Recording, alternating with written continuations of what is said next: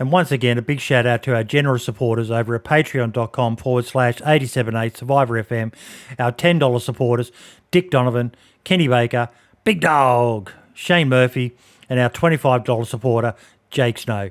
Thank you so much for your support. It goes a long, long way towards keeping the show going, and we hope you enjoy the show. Ciao for now. And we are live in 5, 4, 3, 2, 1.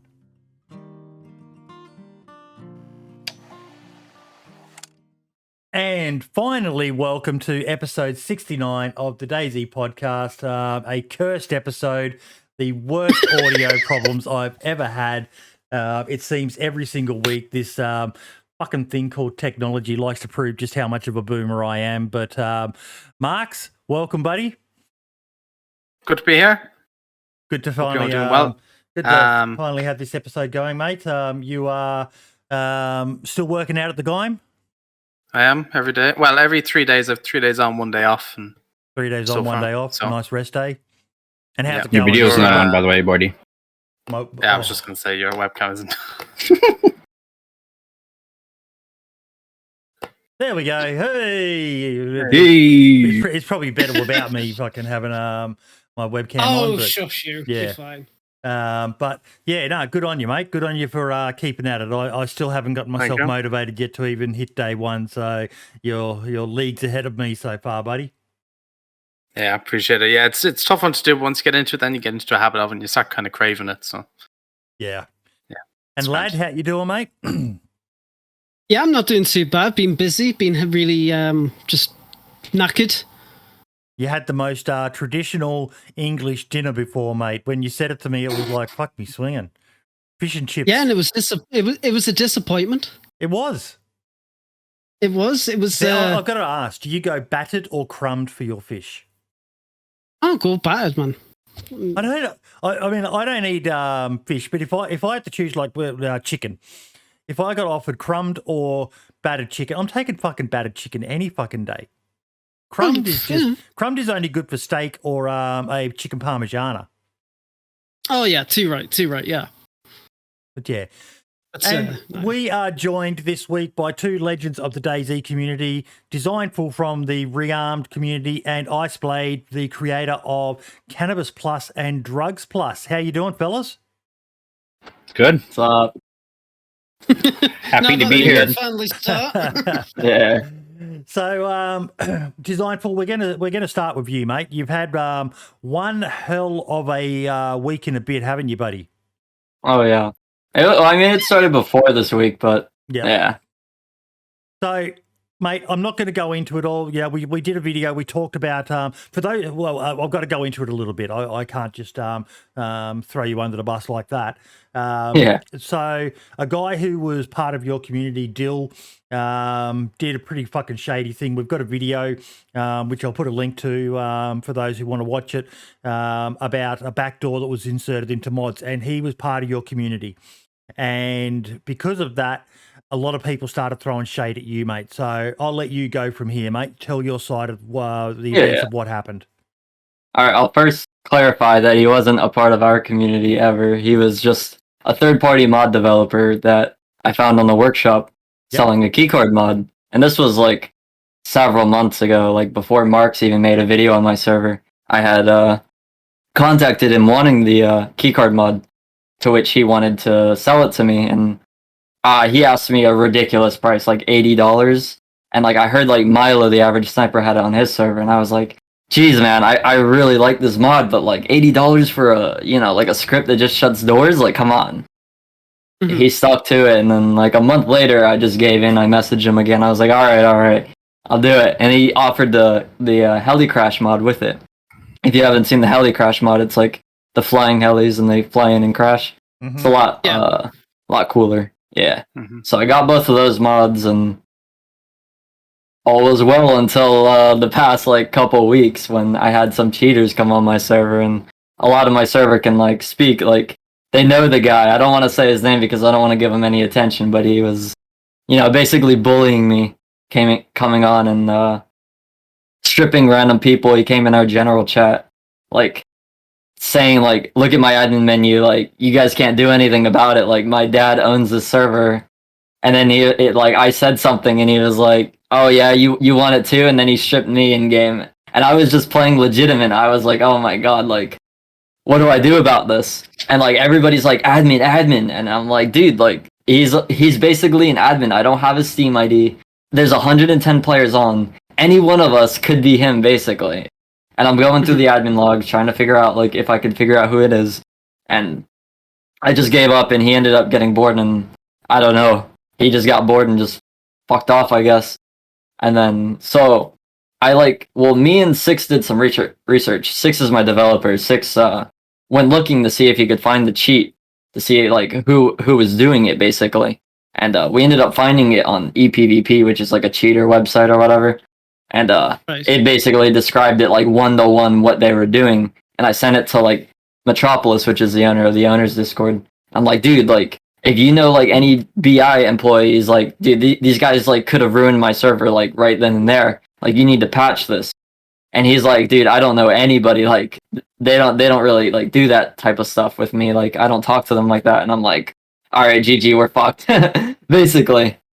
And so that basically happened. We didn't deal with anything. And then Future 6 had found that admin tools in the Helicrash mod, and like somebody messaged me saying, where did Dill's Discord go? And I'm like, oh, I don't know. So like I go message Dill. I'm like, what happened?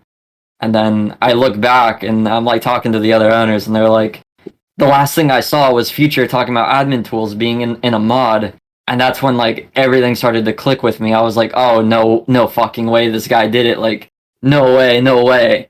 And basically like slowly like I started to realize what had happened, and we went in the mod to verify it, posted an announcement saying like, yo, like this guy just fucked us all, like get rid of that shit out of your mods and whatnot. And yeah, some confusion came when I said like I offered to like update it, not me specifically, but Six, my developer, said that there's a lot of memory leaks in the mods, and he was going through it to see like the hacks, and he was like, all right, this is like coded very poorly, like we could fix this up and have it like better for performance. So I was like, all right, since like you guys are gonna delete it, like we could re-add it, but like have it fixed up, no memory leaks or anything. And so somebody had like asked me, they're like, have you posted the updated version yet? And I'm like, no, I haven't I haven't done the updated version yet. And that's where the confusion came in, was because somebody thought that I hadn't updated the mod originally, like a month ago when that cheater was on my server. So they thought like, since I knew Dill the longest out of any owner, like most of them would come to me and ask me where I got my keycard mod from. And I'm like, it's Dill. So they all like kind of linked me to him, when like in actuality, like I didn't have anything to do with that. And like, yeah, I was like betrayed more than anybody by that whole situation, because like I have known this guy for like months, and he just basically like said fuck you to me and everybody else, like, and it just made me feel shitty, because like I brought like some owners that I like genuinely respect, like SFM from Fallen. Like I potentially put a backdoor in a server, and I didn't mean to, just by inviting them into the the Helicrash mod, and that just put like some guilt on me. And it's just a shitty situation, but yeah. So, I ended up like go on, continue. Sorry. Oh yeah, I ended up removing it at one point, like earlier than the backdoor was discovered, because we were talking amongst ourselves, like me and SFM, saying like this mod kind of lags my server, and like the FPS is lower and stuff like this. So I was like, well shit, maybe I'll take it out and see, because my server was lagging, but it wasn't that was causing the lag. It was something else. No, just constantly adding stuff that lags. I mean, it's fucking wank. But so do you actually have like a rough time frame of when, or at least have a rough estimation of when this backdoor was added, or has it always been there? I could like download it and see. It hasn't always been. No, it was recent, because many people just started to realize it. Because, like, you can see, I got one from, like, June 12th. Like, I got one sent to me, which is, like, the mod that had the backdoor in it. And we went through it just to make sure, and there was nothing, like, no backdoor. And, right. So it was sometime between June and now, basically. So basically, Dill was it kind of like the last minute, once he realized that he had enough people using the same mod, he decided to open it up to basically get more money, right? Okay. Yeah, he apparently So- gave it to some of the owners for free too, just to like get them to use it.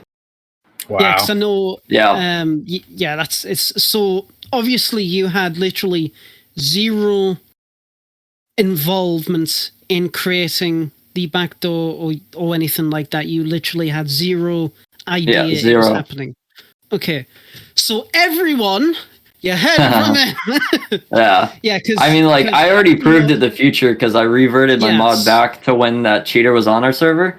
And, like, why would I let somebody exploit that on my own server? Like, you could go read my general Yes. chat and see, like, I was super stressed out. And it's just, like, a lot of these people that say that type of stuff don't even, like, fully understand, like, the amount of pressure I was under when that cheater was on my server. And I feel it's just really shitty of them to, like, talk down when, like, like, that's just shitty that I had to go through that. And they would say that I do all this and that, and it just pisses me off, honestly. Definitely. Like, you're the number one DayZ community server that's on PC right now. It literally makes no sense. Yeah. And I was saying this to people when... I clarify something that Hokiana, Yeah, I'd like he was to a say, helper. I'm seeing the comments in chat from her and MDC Design. So I'd like you to address those if you can. Yeah, he was a helper. He had the helper tag, which like I give to like my IRL friends and like anybody. I gave it to Caffeina. Like Caffeina doesn't deb for me, but yeah. See, like that's kind of like where you get it. Like me and Caff have like I've commissioned him before. That doesn't mean he's like a dev for my server. Yeah, 6 is my dev. See, because that's the thing, and I want to touch on this. And you don't have to answer if you don't want to. That's perfectly fine. We're not out here to to vindicate anybody or witch hunt. But I noticed that 6 is actually doesn't have the tag developer anymore on your server, but he still develops for the server, and he's been found out to have backdoors in other servers. So what's going on there? Like, are those allegations? What's like? Because that's confusing me a hell of a lot. Because the whole Dill situation, that's been dealt with. He's gone from the face of the workshop. There's a bunch of communities out there that are still affected. And if there's some kind of like task force that's going around to help these communities sort that shit out, that'd be fantastic. But there's still allegations that 6 has somehow benefited from this backdoor and is backdoored into other servers. I want some information on this if you have any at all. Oh yeah. Well, the reason why 6 doesn't have dev tag in my server anymore is because he's, kind of taking a break from DayZ modding. He's not happy with how it's been lately, and he has like job lined up for him IRL as like an EMS. So like I'm happy for him to go do that, and he's just finishing up some mods for me, and we're working on finding a new developer. And that's basically just 6's story. I forgot the other part that I was gonna say. But what about because I'm seeing in chat. So the chat there, as it says, I mean, if you it would be really cool if you could address it. I heard some stuff about him doing that to Hideout, but he never did that to me, really. Yeah. Because IceBlade and we developed for the Hideout, and not to delve too much, we've heard things as well. So we want some clarification if you can provide any. Look, overall, he's a good friend of mine. I'm going to interject here, but the main thing here is there's obviously question marks being raised about 6, and that's something we really need 6 on, or 6 to address himself. The only issue here should be, what's your relationship with 6 now? Oh, we're good friends. He's just going to do his IRL stuff. He got interviewed like a couple weeks ago, and that's about the time where I got rid of his dev tag. Right, okay. Because he just didn't have like the time to commit anymore, and he was just getting sick of modding. So, he has a few mods he owes me, and that's basically what he's doing. IceBlade, what do you think of all this, mate? I think people think that 6's timing on leaving has something to do with everything. Like, it was just very coincidental. But that's just an assumption. Like, there's nothing we can say about it because it's an assumption. We know nothing about the situation, really. Yeah, because when did I repack Sky Z, bro? Why are you saying that stuff in the comments? Not you. Oh, 6 did. Wait, when did 6 do that? I don't have a time frame on that. That's just what MDC Design has said. What I've I'm heard that thinking as well. you need to do, mate, is you need to maybe have a chat with the likes of Helkiana, MDC Design, and Lad and that offline. Because it sounds like there's some pretty serious allegations being made about Six's behaviour. Six isn't here to defend himself that I'm aware of. So I question. I don't want this to become a pillory of someone who's not here to defend themselves.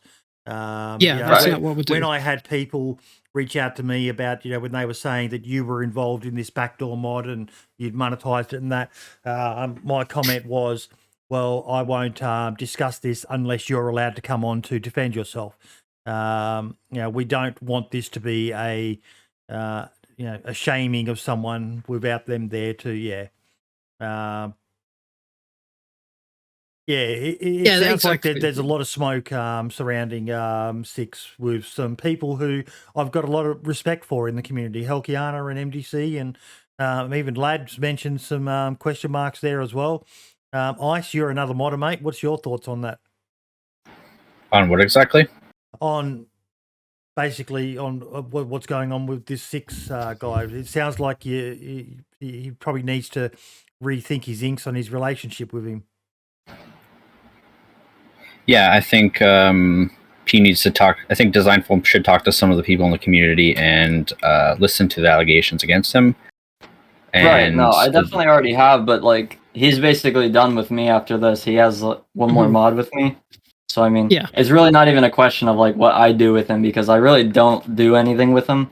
He's just finishing. The reason I was saying this is you said before that you're good friends with him.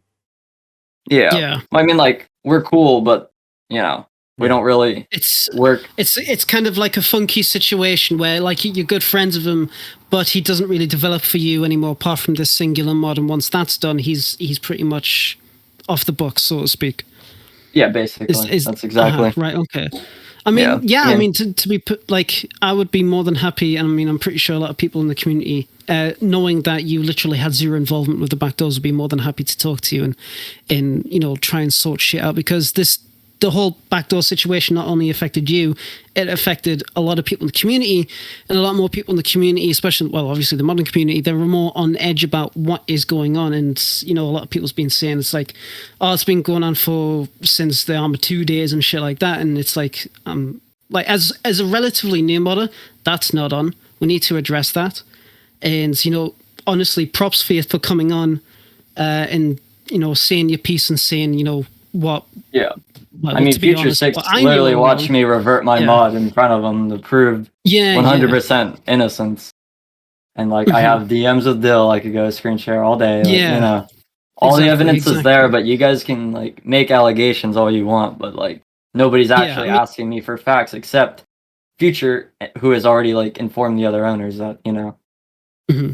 And we've discussed privately as well. We talked about it. Yeah, thanks, MDC, for that. But should probably like fact check. Mm-hmm.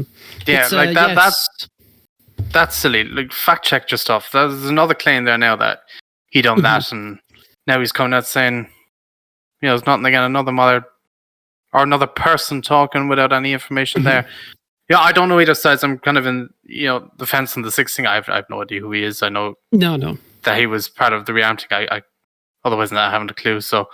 Either way, it has nothing to do with the situation. Everybody's talking about are past transgressions that they have no proof about. Nothing to do, which is or even if they have proof, it's discussed. It's not part of this discussion right now. So and I mean, as we said, the spamming issue with the Discord bots, that's something that Designful you've admitted to and apologised for and moved past. So that's you got it exactly right. It's I believe you need to be held accountable for your past transgressions, but we're bringing up old stuff here that that doesn't need to be discussed. It's not the point of the topic, and it's not the reason why we wanted to bring you on in the first place. So any of that kind of discussion, just for anyone in chat on both Twitch and YouTube, we'll not be touching on.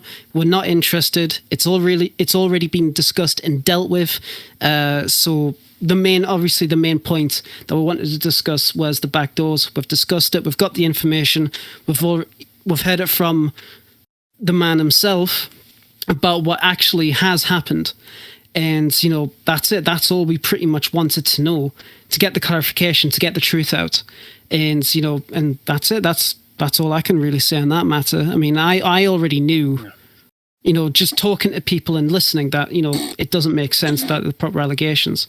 And the stuff that has come out, you've already apologized for. So, like, what's the fucking... I just need to clarify something here. MDC Design, you guys were still welcome to come on.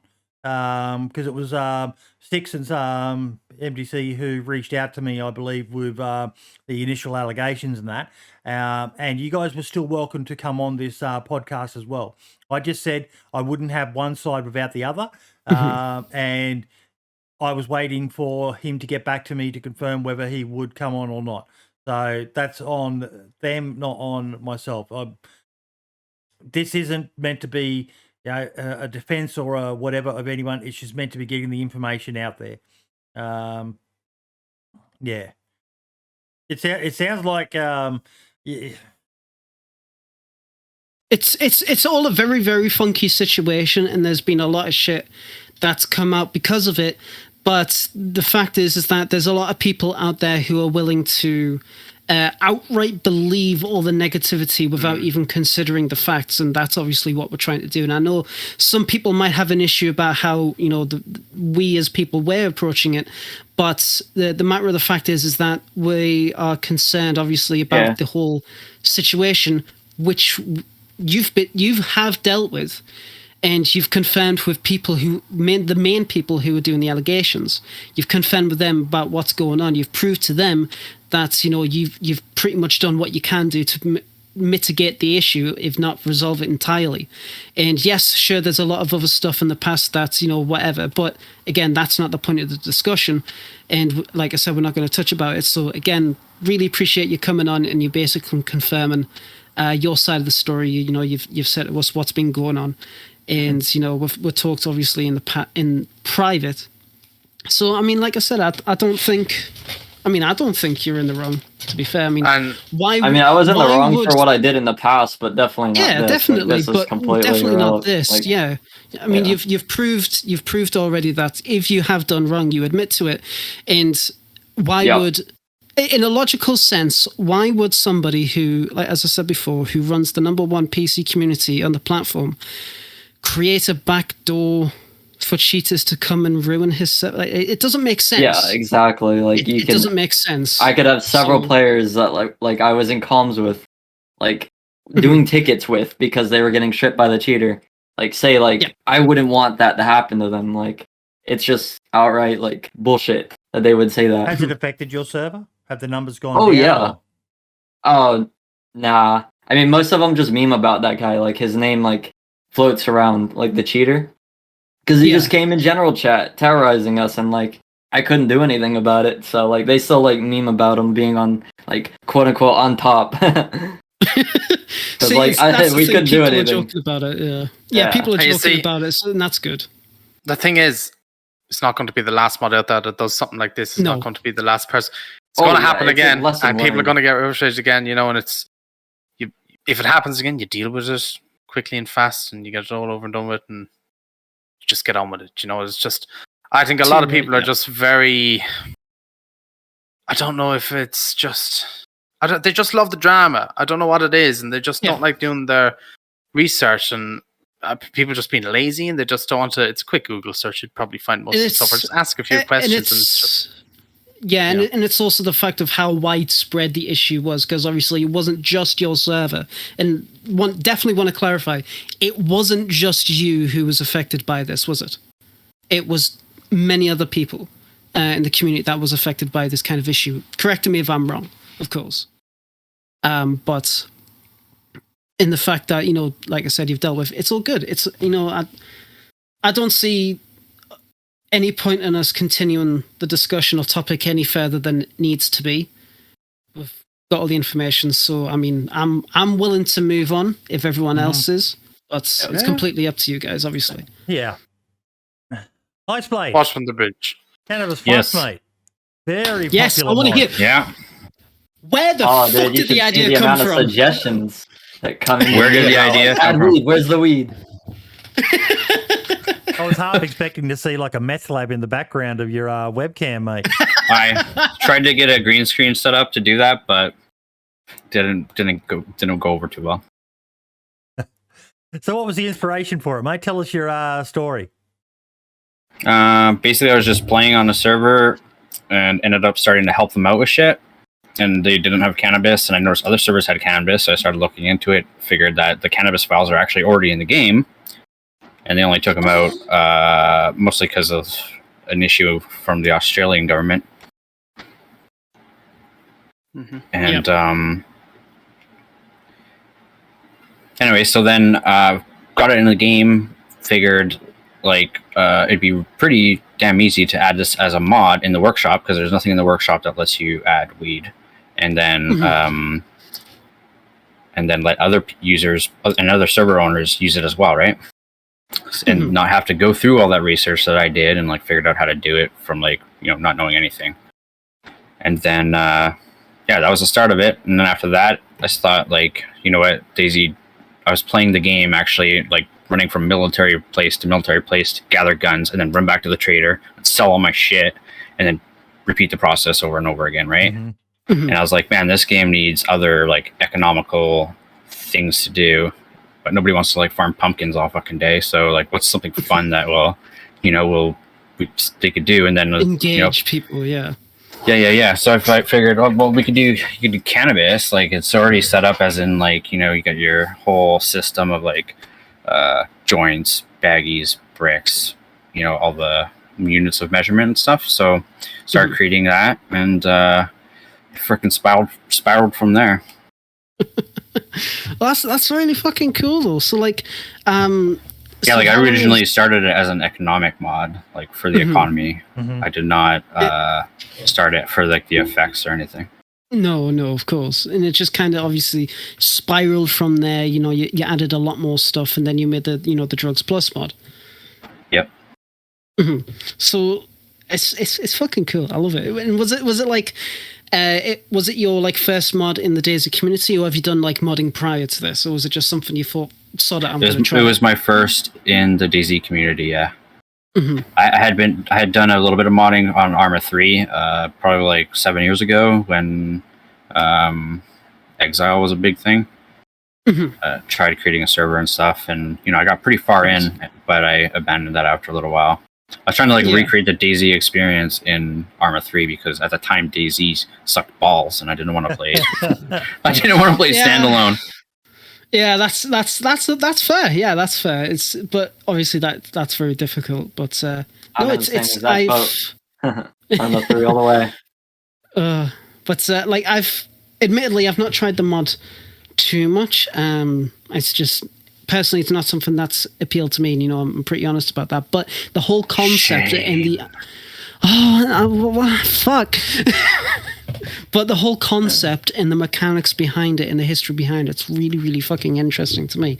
But I am a boring twat, so I mean, so what else can you really do with like both of those mods? Like what can you do in them? Yeah, it's like, because obviously you said it's more of like an economic kind of thing at first, and then it's spiraled into something more. So for everybody who is not familiar with those mods, which to be fair, if you're not, then what the fuck? But if they're not, do explain to us like what kind of other stuff does the mod do to kind of like enhance the player experience? Right. Okay. So the basics of the economic portion is being able to like bundle up your stuff, so you can sit out in a field for however long you need and grow a shitload of cannabis, and then you pack it into baggies, and then you can pack it into bricks, and it starts to saves your inventory space, so that you're not like if you grow pumpkins, they take up like 6 slots or whatever.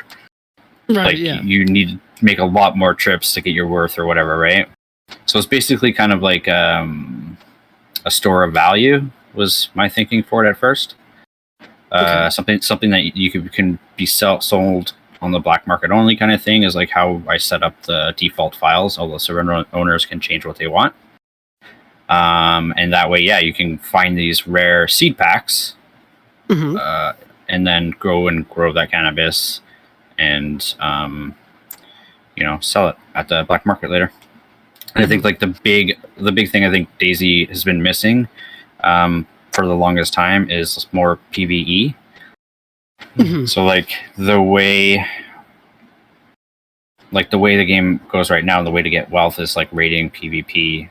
Yes, of I course. think that's about it. So I really wanted to start implementing more economical systems that will make it so that if you don't want to go PvP and whatever, like you just one lone wolf dude, you find a pack of rare cannabis seeds. Sweet, I'm gonna go in the middle of the forest and grow this shit, and then bring it back to the trader and sell it. And at that point, if you're black market, then you're taking a risk going to the black market, but you can trade it with players too to avoid that risk. So, and that's how it worked out well on our servers because how many subscribers have you got to this mod? How many subscribers? Like current right now? 792,000. There you go. It's a bloody popular mod. Are you telling me? Fuck.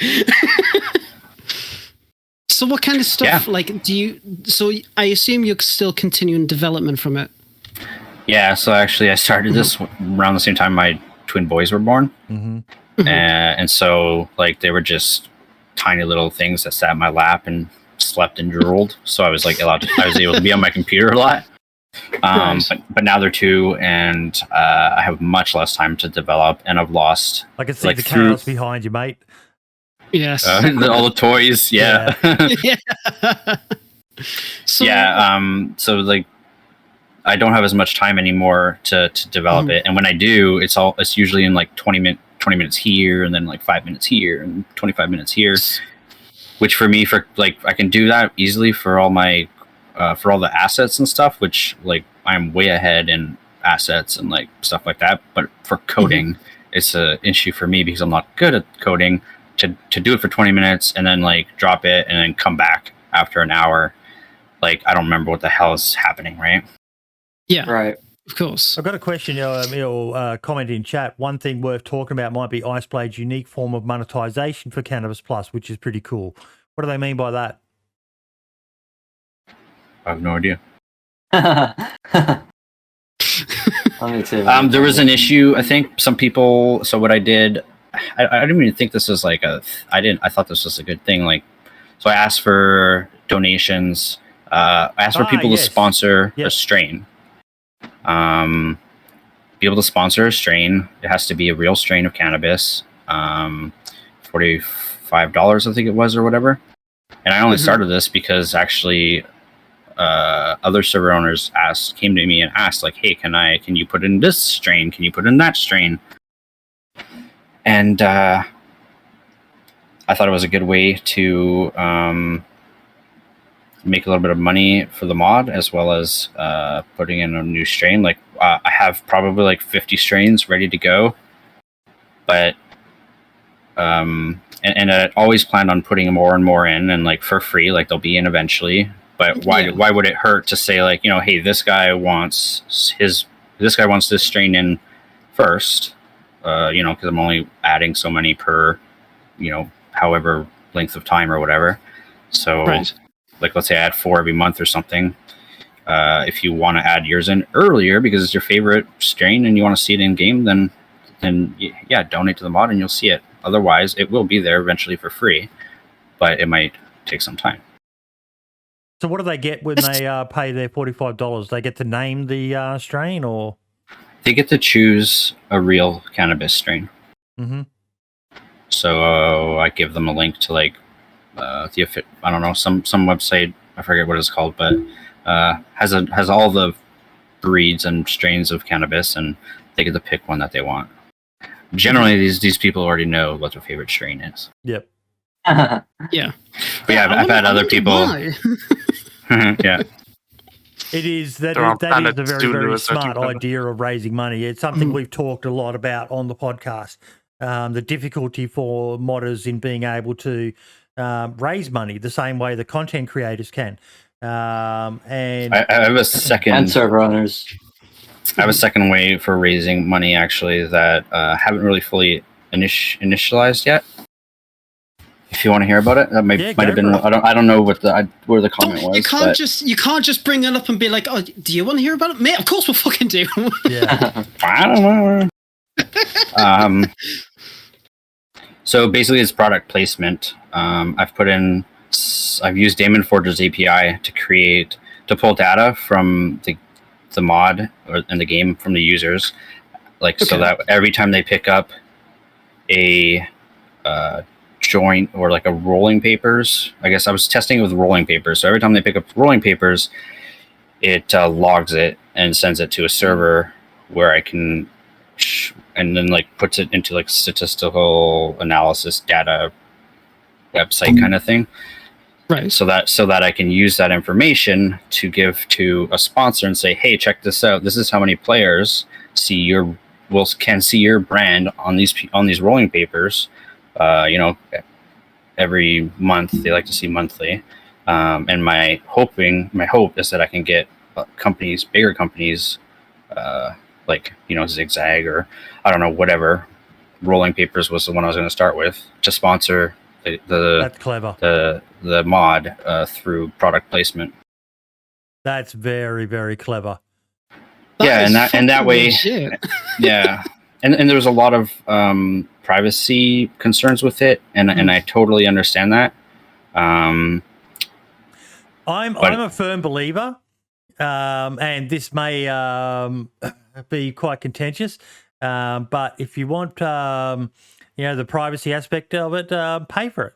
Pay have a setup where you can pay a fee, and you don't have your information recorded. People are using. I mean, honestly, there's for free, so you've got to make some sort of way of. You're entitled to earn some sort of income from it. Fair enough. And the only information I just want to clarify: the only information we're taking is the number of times somebody picks up a rolling paper. So if somebody picks up a rolling paper, puts it into their hands, it just sends a incremental piece of increment to the database, to the database that says okay, one more person picked up a rolling paper. It doesn't take any personal details. Daemon Forge is a beast. He's good. He is amazing. Max? I was thinking the way you said about the idea of pay to keep your privacy, I think you might get in quite a bit of trouble for that one if you actually mentioned that to someone. Well, if you don't want your data recorded, don't use it.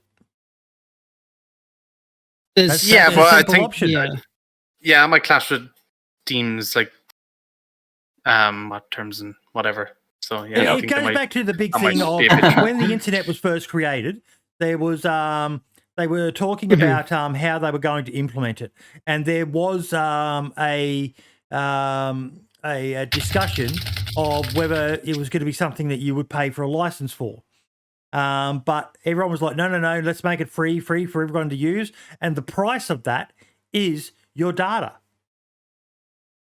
That's why all of these websites are tracking and everything like that, because the money, these things aren't free. It costs money to keep the internet going and to create mods and run servers and collect data and all the rest of this sort of stuff. So they've got to make money somehow. And because you're not paying a service for it, they're taking your data. And that is the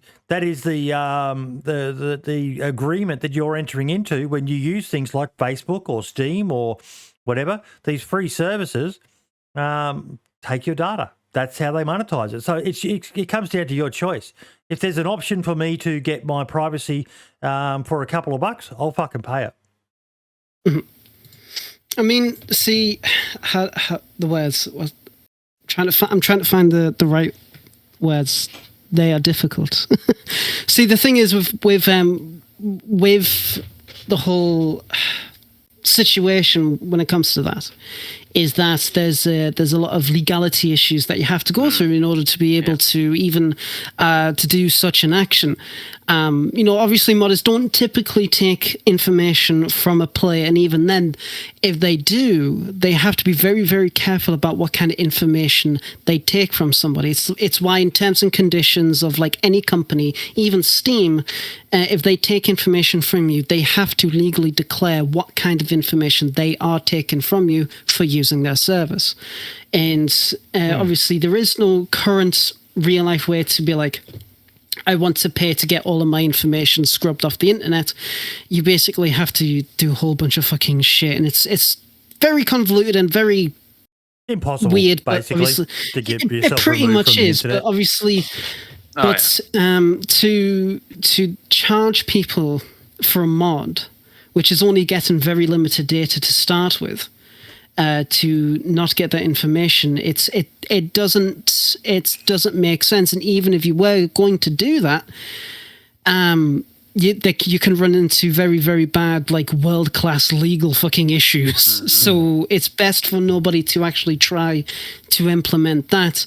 If you were a company and you were, I don't know, say for example, you were running an open alpha of a game, you need to take a lot of information from a user, their kind of PC, their IP address, and all that kind of stuff, and what they do on your game.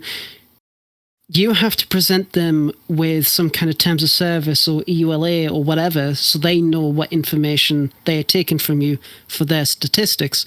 But nobody fucking reads TOS. So, I mean, there you go. But that's kind of like how it goes about. But going back to the topic at hand, your monetization is fantastic. Yeah, absolutely mind-boggling. Like I've never heard anybody trying to do something like that. A lot of other mods take inspiration from it. I've been trying. It's been in the works actually for probably close to a year, and I just don't have the time or the know-how to continue with it. Like I don't want to. I don't want to approach some company as a freaking noob and be like, "Please sponsor me." I want to talk to someone who knows what they're doing, and I've been trying to. Yes.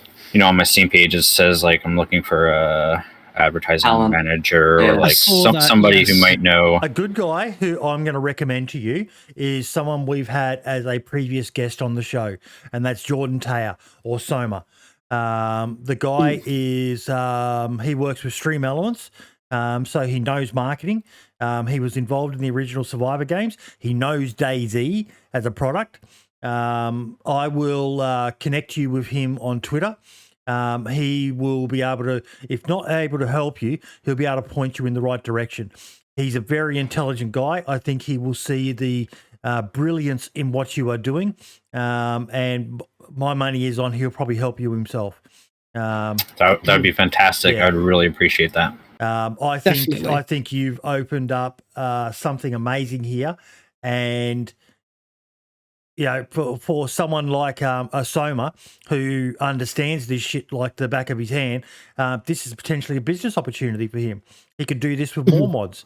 As a way of incorporating, someone does a food pack mod and has Coca-Cola and fucking other items and things like that, licensed and fucking, able to be used under agreement. There's so much potential for this. I think you're a fucking brilliant man, mate. That API counting how many times things are interacted with, and yeah. Yeah, I hope to be able to do it with other things too. I mean, it does not only have implications for Cannabis Plus. If we make other mods, my goal is to make other mods and potentially put that money back to, back into the community, right? Mm-hmm. Of course, yeah. I mean, that's spend some on your fucking boys. Get some cool new toys for them. No, I'm not allowed doing that. Yeah, I mean, no, but yeah. No, if my money can't come for this stuff, then my wife's not getting the money I get from this stuff. But no, I mean, like I said, the whole mod as a concept is absolutely fantastic, and you've definitely absolutely nailed it in terms of everything that you've done with it. And Yeah, well, the like biggest we've discussed. Go on.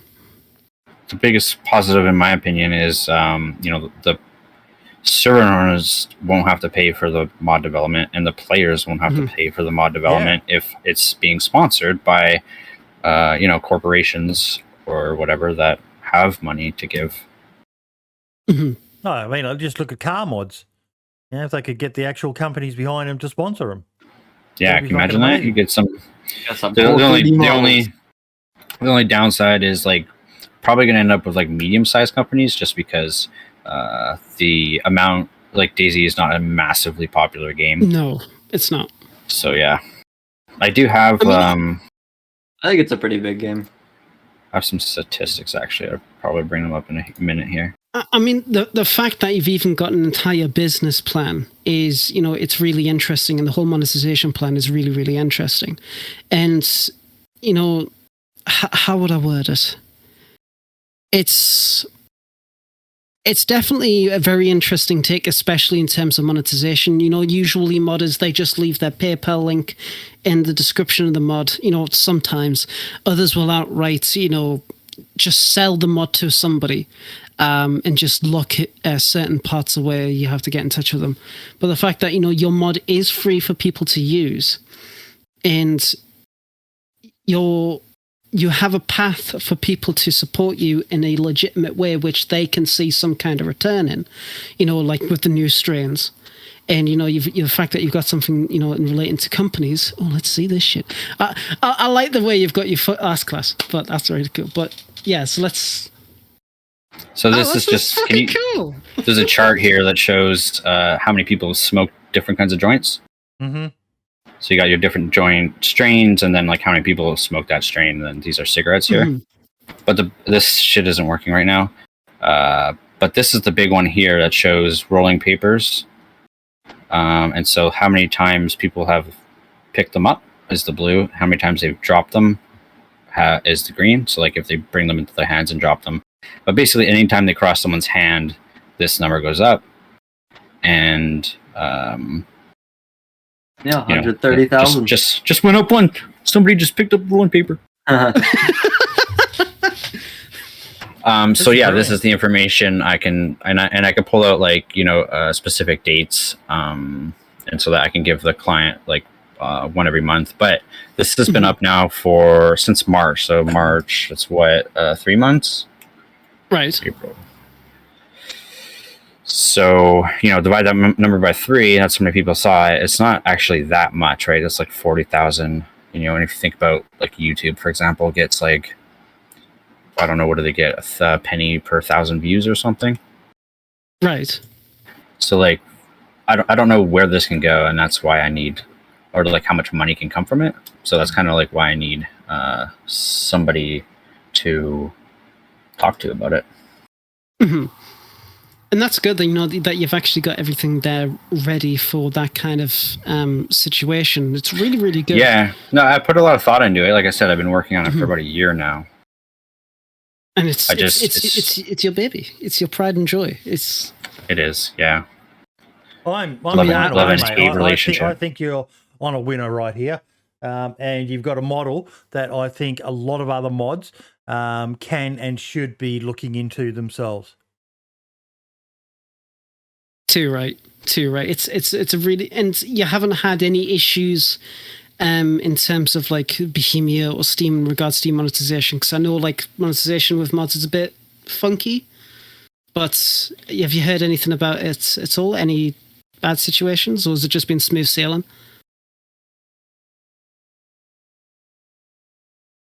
You talking to me? Yeah. Yes. No, I'm talking at me fucking wall. You said something about a monkey. I don't know what the fuck you were saying. Monkey he's just asking if you've ran into any monetization issues, which I doubt you have. You have a really good policy. Like if Bohemia has said anything. What do you mean? Sorry, I thought you were talking to Boydie.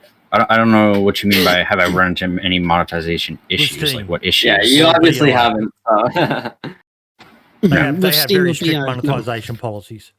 Well, I haven't really implemented like this yet, so technically I'm not doing anything there. And then for the donation thing is really just Yeah, it's a way for people to sponsor content, which people do. Like, yeah, of course. People pay developers to make mods, and then those mods put the work onto the Steam Workshop. Like, yeah, people pay server owners for retextures, sponsor certain imports like guns, like new guns. Yes. Well, the rules for server monetization is completely different from modding monetization. But yeah, I haven't had any issues, and I don't see why not, because in their monetization rules, they specifically say that product placement is allowed. So okay, should be fine. Well, that's fucking fan-dabby-dozy. Nice one. No, but that's absolutely fantastic. Trying to get your brand product placed. Yeah, right there. Marks or XDK maybe. I'll hook you guys up. Mate. Oh, hell yes. Podcast. Get ourselves a podcast train. Oh, fuck it. Yes.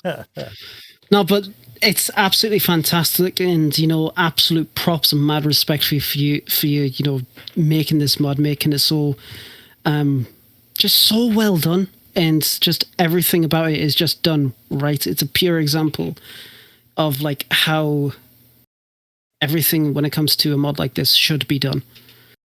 Just absolute props to you. Well done. Well, you haven't seen the code yet. Charles Peter just burnt me in chat. I'm like a code. Oh god. But what is the code like? Is it refined? Is it a masterpiece? Oh man, I'm like a pimp when it comes to getting coders. Because I don't know code at all. So every time someone's like, "Oh, I can help out." Oh, do you know how to script? Yeah, I know how to script. You're hired. So like, there's just called good compartmentalization. I can't even fucking say it. Compartmentalization. Okay, I'm going to ask you something. Nice. Does this worry you now, though, based on what you've found out about backdoors into codes and things like that? Does that worry me? About someone, if you're hiring people, maybe inserting something malicious into your mod? No, I keep 100% control of what I push, like to GitHub and what I pack, and I compare and look at the changes that everybody's made, including the code.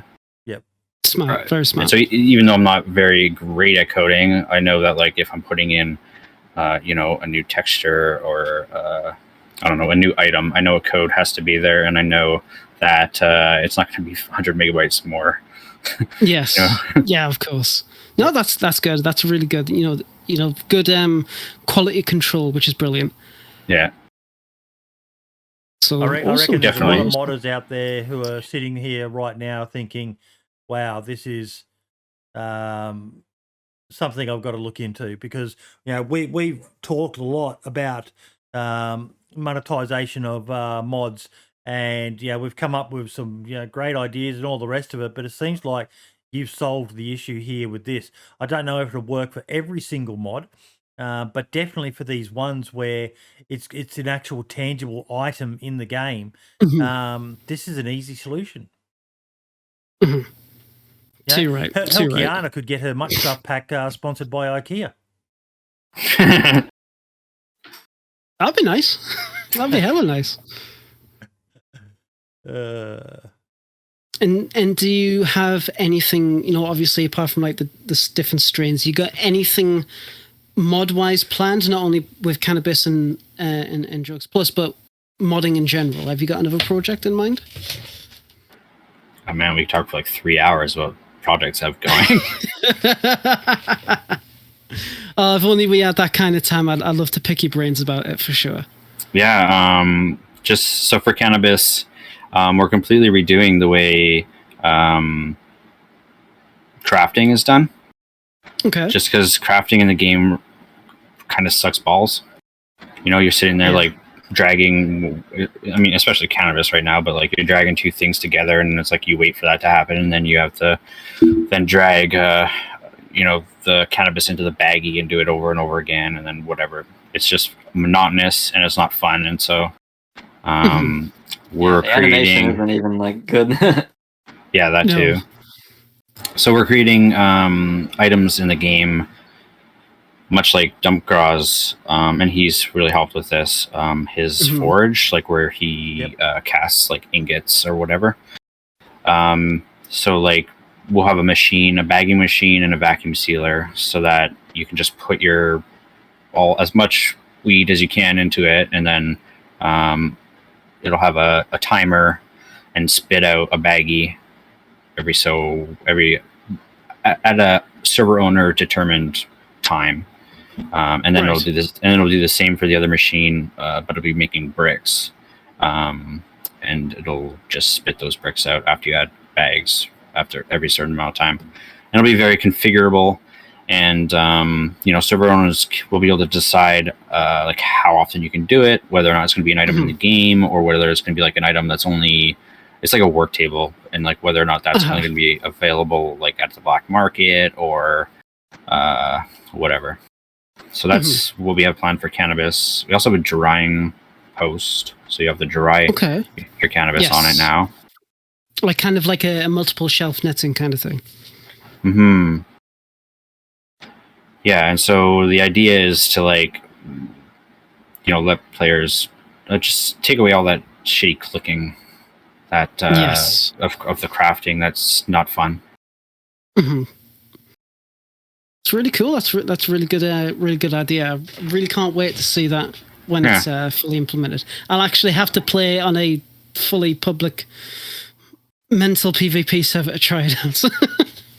For sure. That's going to be great, though. Absolutely. Yeah, fantastic. And then we have similar systems planned for Drugs Plus. Like, should have a thing here somewhere. There we go. So I'm just messaging Soma right now. That's how brilliant of an idea I think it is.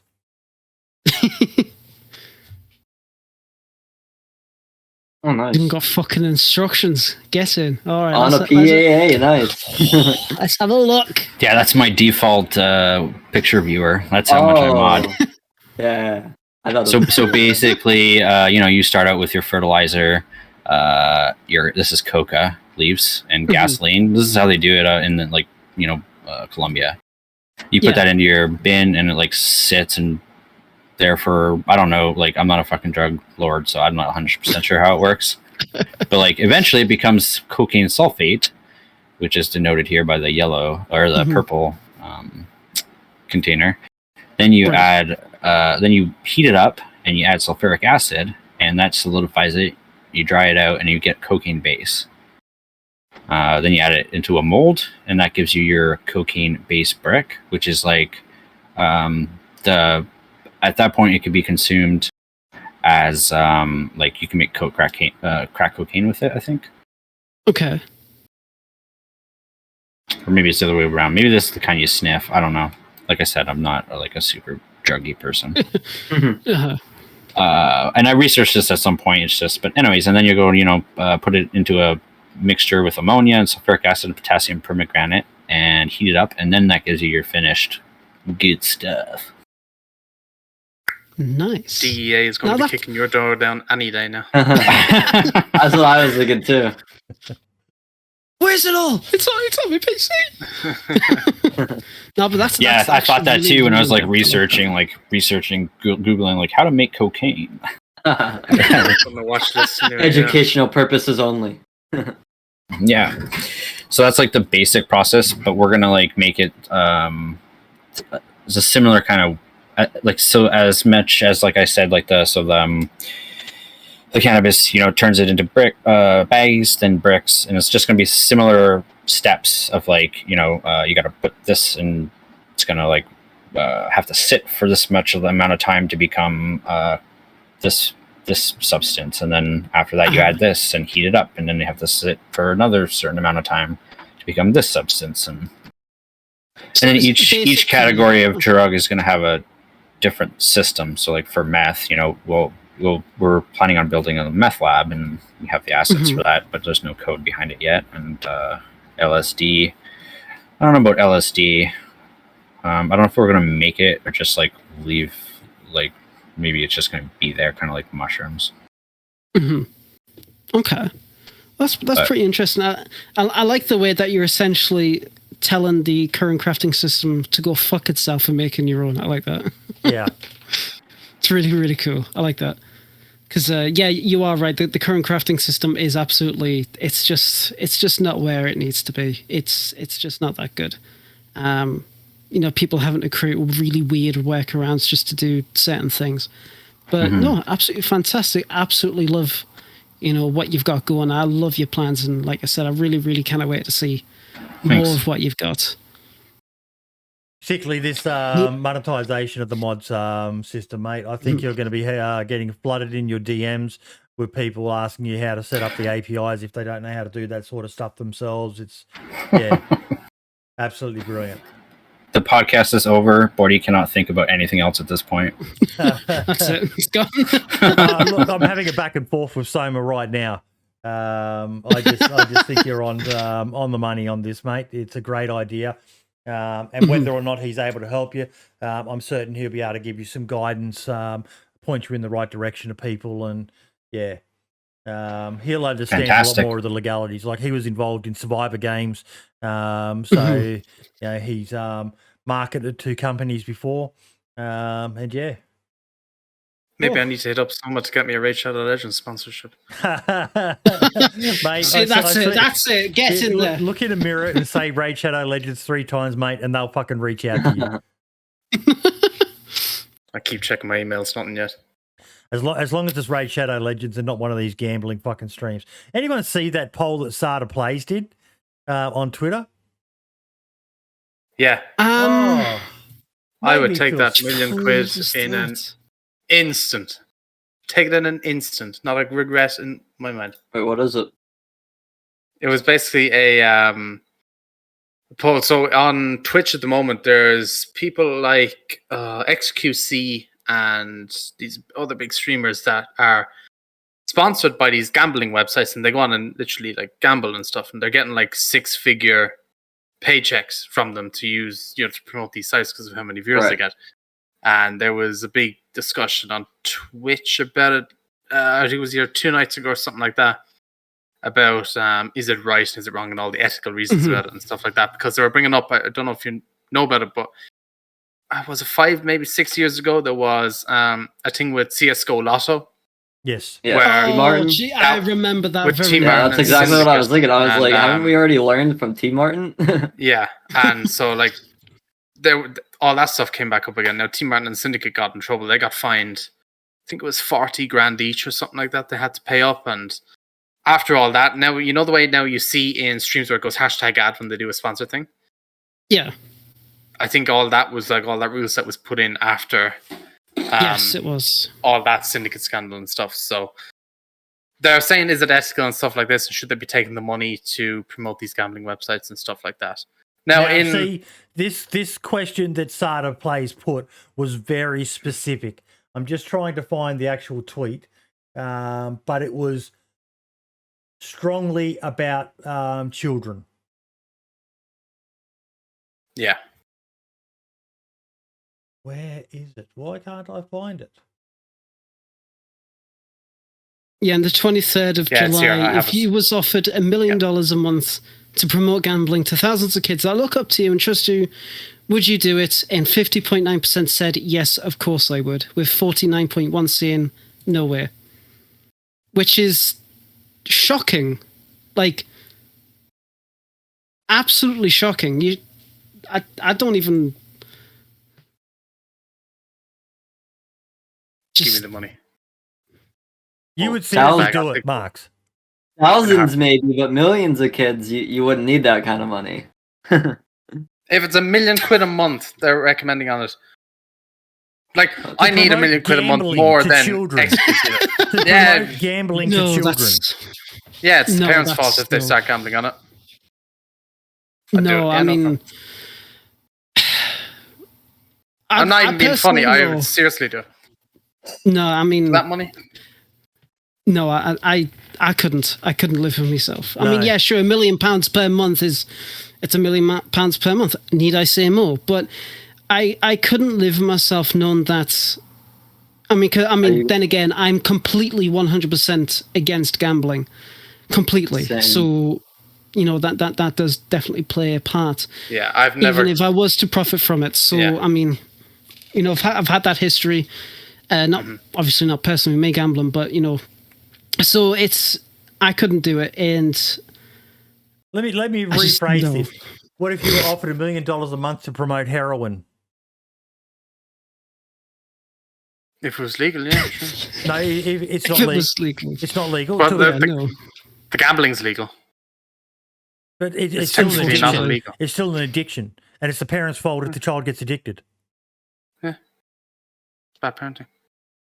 Monitor your kids. I mean, To a certain extent, yeah. there is certainly the argument that parents should, and they should be watching what their young kids are doing on the internet, because obviously the internet, especially nowadays, is a lot different than it was at least 10 years ago. Oh yeah. So, Yeah. There's an absolute given. I know for a fact if I had kids, then, I would be checking and policing what they're doing on the internet. That's perfectly fine. But there are... It's not so black and white. There's a lot of factors that are to play when it comes to a topic like this. A lot of different arguments you could talk about, but if I was to just put it into black and white as best as I could, it's like, no, straight up, I could not. I could just not do that. I could not live with Fuck myself. them kids. I saw that. I've got a sense of humour. I'm disgusted with you, Mark, but I've still got a sense of humour. I can laugh at that. Fuck Yes. them kids. Yeah. That's class. But yeah, yeah. That's I Can you say couldn't do it. There's no way on earth I could live with myself. We all know horror stories of how gambling has ruined lives and things like that, and I just couldn't be a part of that.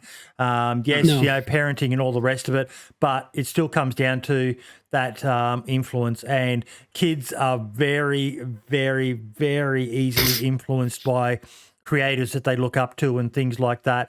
You've only got to look at the likes of Logan Pauls and Jake Pauls and things like that, and the behaviours they think is acceptable. And no.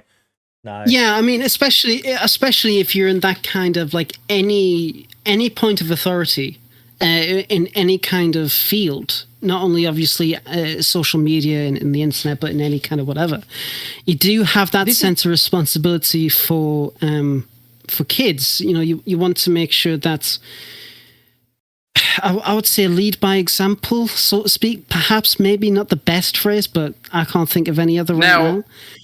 But when you're an entertainer on the internet, you kind of, sorry to interrupt, Marks, but when you're an entertainer on social media and your audience, for example, is kids, I would be very uncomfortable, not as a parent, but as a general person in the community, knowing that there's somebody on my platform that I use and I'm passionate about doing something that in the long run is going to be a detriment to kids. I couldn't do that. I couldn't stand the thing back. is, XQC's audience, this was with XQC, I think Trainwreck was another streamer and stuff like that. Their audiences are older than 18.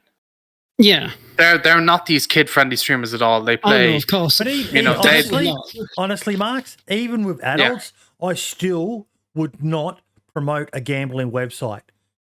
You just know that... this isn't promoting whether they want to buy an item, a tangible item, or something like that. This is, everyone knows gambling is bad. There's a strong addiction to it, especially these fucking stupid pokey machines. Actual poker players or professional blackjack players, they can get good and they can actually make profitable incomes from it. But pokey machines are a cancer on society. They are disgusting machines. That one of the saddest memories of my life is going to the RSLs here in Australia, the Return Services Leagues, where the old veterans would hang out. And you would see the old veterans sitting at the bar drinking their sorrows away, and their wives were sitting at the pokie machines, pulling the fucking one-armed bandits and just pumping the money in, hoping one day to hit the big jackpot, not realising that it's a bit like lotto. It's a poor man's tax. I just could not live with myself knowing that I'd promoted that in any way, shape or form. Regardless of whether they're kids or adults, it's gambling is fun. I've done it myself. I enjoy having a little flutter every now and then. Like I'll probably have one bet a year on the horses, and that's the Melbourne Cup here in Australia, and it's sort of a tradition. It's the one horse race the nation stops for the Melbourne Cup, they like to say. And I can't remember, honestly, the last time I put money into a pokie machine or the last time I gambled. It's probably a lotto ticket. Just for everybody out there, I've never gambled as well. I wouldn't even know where to look. I have no interest or anything like that. So I'm not saying it from like perspective. I know it's bad as well and all this stuff, but there's a lot of gray area in what's going on as well. So like we don't know half the stuff that's going on behind the scenes. Now the video that you have up there now, the moment is a cryptocurrency thing. Yes. That a FaZe Clan did. And now FaZe Clan, their audience is a lot younger than people that were promoting the gambling. Save the Kids thing? This video, Save the Kids. Yeah, it's something to do with that. I don't know. I need to do my research on that. We're getting way off of DayZ here. We're getting way we off of DayZ. We haven't even started our topics yet. Yeah. Come on. Yeah. But no, it is. Scale Speed is the one who linked this, and there's a lot of dodgy stuff happening out there in the community that people are happy to put their names to, and it's just it saddens me. It really fucking saddens me. But on something DayZ related, yes. How fucking scary is this? As of the 1.13 update, it is now possible for Battle Metrics and Game Tracker to see your player names, joining and leaving times, time durations, so anyone can see where you are online on any specific server. This information used to be only available to server owners, but now this information is now available to anybody watching. This has an impact on player privacy, but it is also enabling a new form of stream sniping. I would recommend that you no longer use a name on DayZ servers. To be anonymous, leave the name field blank. Come back to that. This will be a pain for server owners, but as it's a majority privacy issue, I cannot see another option. Unfortunately, I do not think this would allow you to stay anonymous for long, as it will be possible to code for your Steam ID. For players in my events, this should not be an issue, as the events are all password access only, so please continue using names in the event. Thanks. Why did they make this? I got a lot to talk about on this. First up, you already talked. You already talked about how you leave the name field blank. We already took that feature out. Like, we kick you if you leave the name field blank, because a lot of people will do that, especially cheaters. And they'll come to safe zone, which it'll display survivor if you aren't aware. Yep. And they'll come to safe zone, so we have like a little nameplate, so you could see everybody's name, in case people start being assholes and stuff, and you gotta like get rid of them. So like, there's some accountability held to it. If we didn't have the trader nameplates, it would just be pure chaos. So the survivor is basically a way to circumvent it, since we have typically like 6 to 10 survivors on at a given time, and most of the time it's just noobs. Like, they don't know better to change their name before they join, so they just log in and their name's survivor. They don't know why their Steam name isn't the same. But anyway, so yeah, we kick them if they have the name survivor, which is really bad, because it's bad for admins trying to like hand down punishments on like a cheater that's like fucking speed hacking or whatever, and his name's survivor. There's like 10 survivors. How do you know which survivor? You know? It's a pain. Dumpgrass saying in chat, this has been in forever. My understanding is that you could always view the player list in-game through the Steam overlay, but this is now exporting it to sites externally. That's the thing that's changed, am I right? Yeah. It seems like it. Yeah. But yeah, Sea of Tools, which is like what most server owners use, displays all this info. So that was correct that server owners and admins already have this information. Basically, I can see what server you're on, and like I've had cheaters that come on and I see they hop on Lone Survivor or whatever, and I'll go make a ticket on their server, and I'm like, I just banned this guy, you know, just don't let him play, he's gonna go cheat. save them the time of dealing with them. Doesn't matter. Steam 64X has and being public info. It used to be in Battlemetrics, then it stopped for a long time.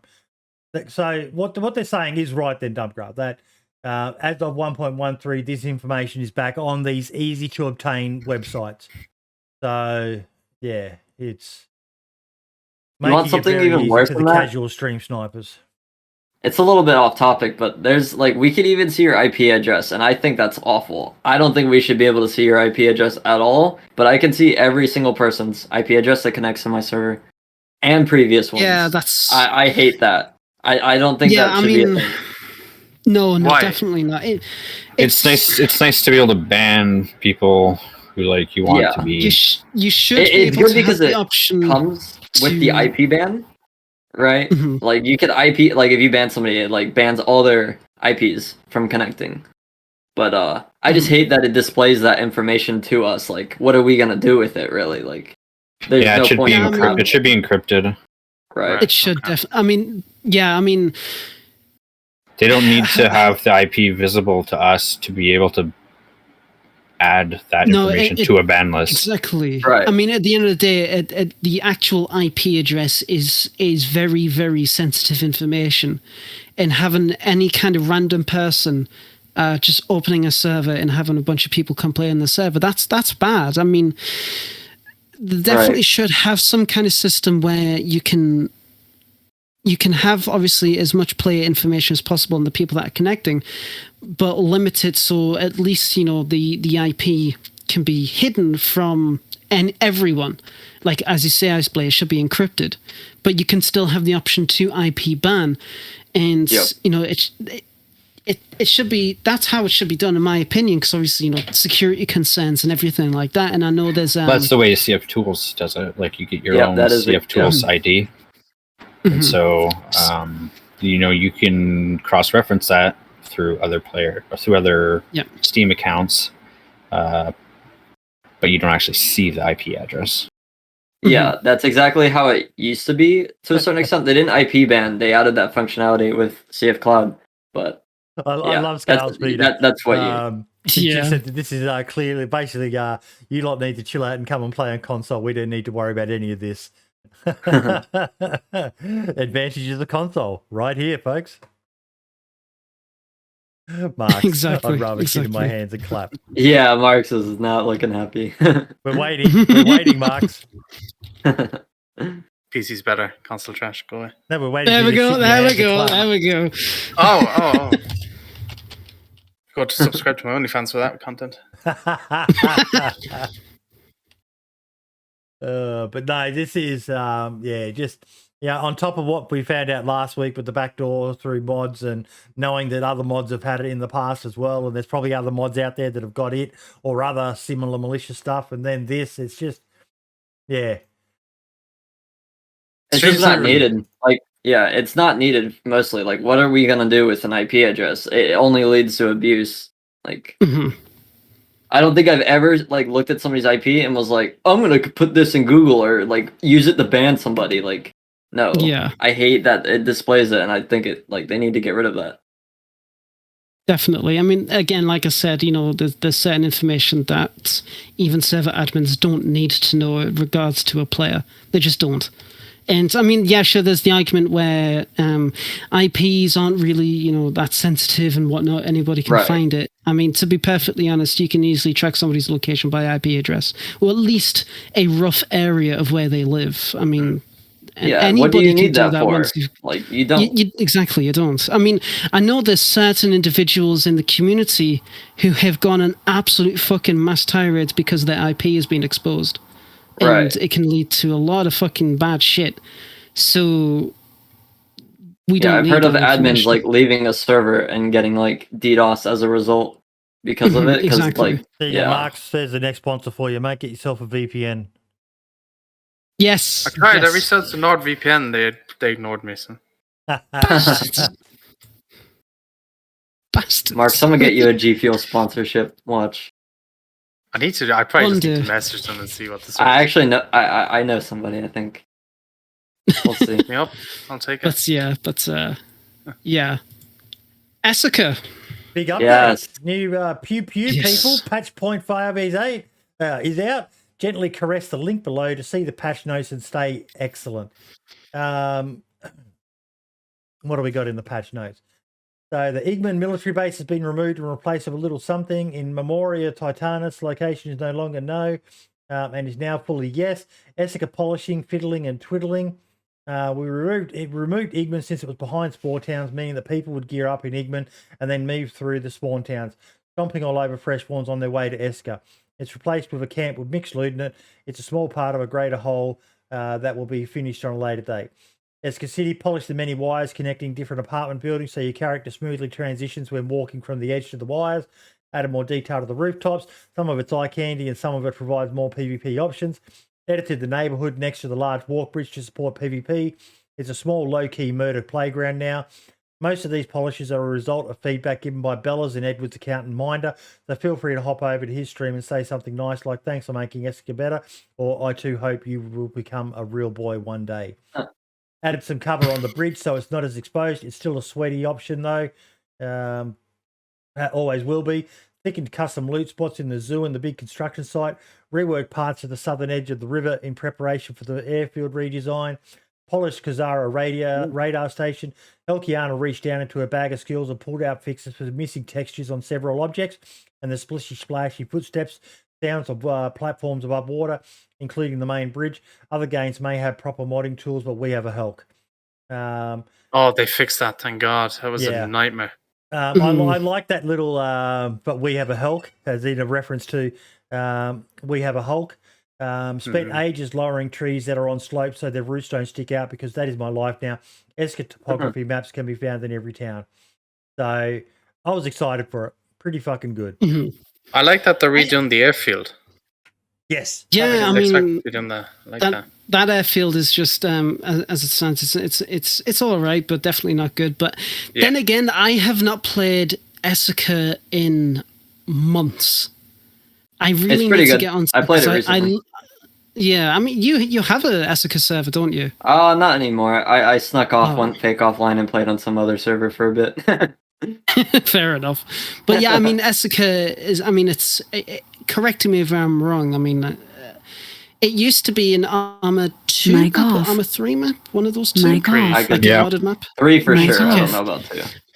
I thought it was, and the way that they're doing the map is really, really interesting. The parts that they do have is completely fleshed out, and I really, really like it. But the one thing I really do enjoy about the Esseker is the patch notes. They always make us laugh. They're so funny. Just so fucking casual. They're cool guys. THC Monkey is awesome. You should, if you like the vibe of Esseker, you should check out Kimsey if you haven't already. That map's amazing. Kimsey, yes. Yeah, Kimsey. It's quite a small map. That's developed by Lug, isn't it? Yeah, it's actually going to be 4 times as big. They're doing a 3.0 version. Oh my God! Yes, it's meant to be. Did I see? I was actually looking at recently. I think they want to be 1,000 kilometers by 1,000 kilometers, something like that. I saw. No, right now it's 10 by 10 kilometers by 10 kilometers. Kimsey is, and they're upping it to 20 by 20. I was gonna say, like, having a map in DayZ 1,000 kilometers squared is not possible. I don't think. Take you 2 days to load in. I can't. Yeah, fucking hell. How do you spell? Oh, I just CHIEMSEE, I think. CHIE. Yeah. Something like that. Yeah. Thank God for that. But no, I was going to say DRL there for a second, but no, Esseker, I like how they're coming along and they're continuing to update it.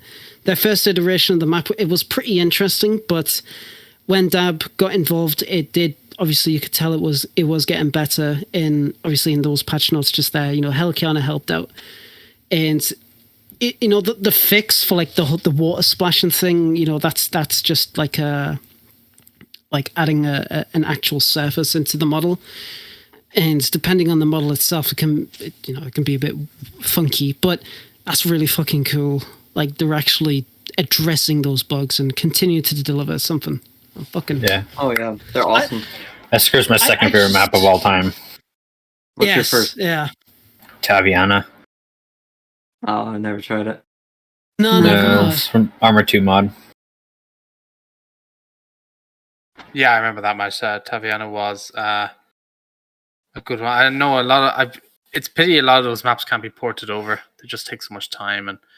It does, yeah. Well, for Taviana, they're not letting anybody port it over. They're developing their own standalone game. Yeah. Right. Oh, yes. That's just like Breaking Point then. What's Breaking Point? It's a Arma 3 DayZ mod that I played. Mic off. Oh, I see. Yeah. So they're making their own game now. Off. Yeah, basically. It was an Arma 2 mod too. A Mic lot of my off. server's inspiration comes from it, like the flying helis crashing. Mm-hmm. Well, Battle Royale was an Arma 3 mod. It started in Arma 3. Mic off. Yeah. Mm. Mic off. King of the Hill too. Yeah. King of the Kill. Yeah, I need to try. It's dead. Need to try Esseker again. I haven't played it in a while. Like I grinded it out once it dude. first released, and then just kind of I don't You know. need the carry marks, just hit me up. I'll have to hit you up. Spotlight on Taviana Origins. Definitely check it out, folks. We did an interview with them talking about their game, and I think it looks quite interesting. Yeah, it's a pity that it's not coming across to DayZ, but it's his map, and he can do with it what he wants. Too right. Yeah. Too right. I'm definitely looking forward to playing that game. I'm just excited for more stuff being done with Esseker. Like I said, I love Esseker. I think it's beautiful, but it's too small and it's just a fucking shit show. You go on to an Esseker map and it's got 40, 60 people and they're all just murdering and massacring each other. Yeah. That's what makes it popular. The spawn towns are absolutely mental. I've even popped in to watch a couple of Dab streams, and he plays as his character. And he just tries to beat up any kind of fresh spawn that appears. It's fantastic. I love it. Yeah. Fucking tries to knock him out, and he always loses. As far as I've seen, at least the bits I've seen, I should say. But Esseker, it's a very chaotic map when you start up. Yeah, but anyway. Yeah. Yes. I saw something that this is only vaguely DayZ related, but AnarchyIHDI, everyone's aware of who he is. He's a massive DayZ content creator. He's messing with cheaters videos are just gold. People absolutely love them. But he's also working on a DayZ-esque mod of Red Dead Redemption, and he sent me some clips, and fuck me, it looks brilliant. It looks nice. It looks really nice. Absolutely brilliant. That Wild West. Yeah, I remember playing Red Dead Undead Nightmare back in the day, and I loved it. I had such a blast playing that game, and to be able to play more of an RP-esque style with the GTA modding. But it just looks horses, working bows and arrows for starters. Oh my god! Oh god, here we go. I should clarify. A lot of the animations are probably going to be awful. I've seen horses before, and it's like a car starting to start the horse. That's in DayZ, but in Red Dead, this is on the Red Dead. Oh, this is in Red Dead. Yeah, Red Dead Redemption. Too. So it just looked fucking beautiful. I mean, to be fair, as with tradition, you can't have a Grand Theft Auto type game or Rockstar game that's online without zombies. I mean, from the San Andreas days on PC, there was always infected and zombies. In fact, that's why Red Dead Nightmare even came out in the first place. It was a homage and for all that from that side of the community. Do you want to know something shocking? Same with Bigfoot, actually. Pardon, sorry? Do you want to know something shocking? I've never played Red Dead. Hang about. To be honest, I can't get into the games, but I can appreciate them. Yeah, I can appreciate them. It's like The Witcher. Oh, look at that. You want to know something shocking? What? I don't smoke weed.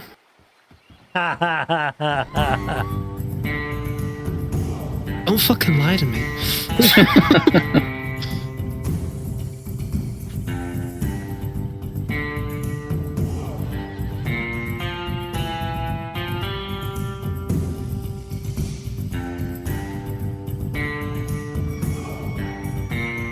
Might mute it just in case. Yeah. There's no real sound effects.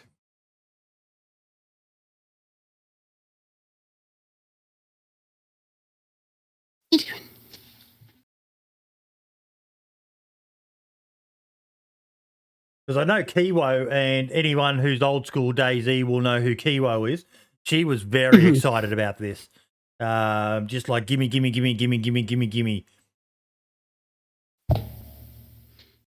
But I think he's onto a bit of a winner here. Oh yes, definitely. Yeah. I mean the role play modded community for Red Dead Redemption 2 is quite popular, and having something like this to branch off of that is definitely going to be popular as well. There's always a market and a whatever for this kind of thing. So I mean, props to Anarchy for going for it. Definitely. It looks really, really fucking interesting. I just like seeing content creators do stuff like this, like Minder with his Karma Crew server. He's got his brand of Minder and the Karma Crew, but he's got his servers as well. Happy Bombs with his Day Zero. Lax Hawthorne now with his own server. Smoke with his Day One servers. I just like seeing people do a bit more than just streaming. It shows that they're, yes, it's ultimately, it's going to be a money-making venture most likely. He'll make money from people subscribing to his community and all the rest of it. But I just like seeing that. It's warm and fuzzies for me. It makes me feel good. Oh, it's damn right. Yeah. There's absolutely nothing better. Yeah, there's absolutely nothing better than when this kind of stuff is being made, because at the end of the day, it is all passion projects, and it's just really cool. One of the things, because I was thinking about this game as well, one of the things that's going to be awesome is you're going to have to use a bow and arrow, because I don't think suppressors existed back in the late 1800s, early 1900s. So when you're looting one of these towns, you're going to have to use a bow. You go loud, and oh my fucking God, some of the footage he showed me, just the sheer volume of infected or zombies that were in the area was insane. Absolutely insane. Yes. I mean, I can't wait to hear more about it. I mean, I probably never play, because I mean, I don't have Red Dead Redemption 2. My mum does. She plays it. She plays it on the PlayStation 4 downstairs, but I can't get into it. I can't get into that. Same here. So kudos to Anarchy. I want to get him on once he's got more information about this. I know it's not purely DayZ, but Red Dead Redemption is a beautiful game, and I think anyone who appreciates DayZ, you look at the success of the medieval server in DayZ. Look at how many people were hyped to see the return of the revolver and the repeater, so that they could run around.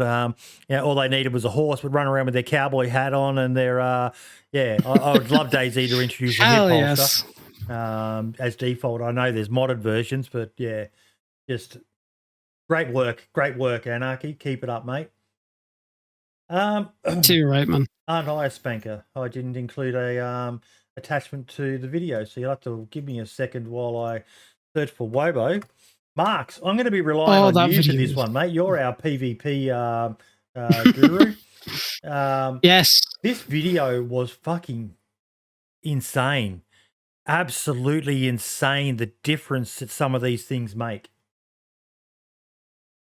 Yeah, I didn't see the video, so I'm not 100% sure what it's all about. But I know in this update, weapon attachments done a lot to guns. Apparently, they've updated quite a bit, so there's a lot more control and stuff like that. I've seen the old one. I can talk about it since I plan on doing adapting my modded stocks and stuff to the system. But yeah, basically each attachment has different pros and cons of using it. and this video is just a breakdown. I haven't even seen it. I need to, but I don't really play that much, so I don't really need to. Yeah, Look, the video. If you're not a PvPer, you need to be aware of this stuff now. Like, I generally always pick based on looks, but especially for someone like me who's such a potato at close range sprays. Like, I died. I had the drop on a guy entering a barracks, and I died because I'm just such a fucking potato. But people who were watching me the other day, I had a kitted out MP5, and the amount of recoil that it reduced because of the stuff I'd chosen just by pure accident. If I skip further down, I think he's got a graphic. Yeah, he talks about the graphics and the... The recoil reduction, sway modifier, recoil reduction. So if you want to be a sniper, you pick the LAR folding buttstock. If you want to be, if you're using your, I hate saying LAR, I fucking hate it. If you're using an SLR for close quarters combat, then you want to have the polymer buttstock. And for nearly every weapon, there is, we go to the AK, different loadouts depending on what you are attaching.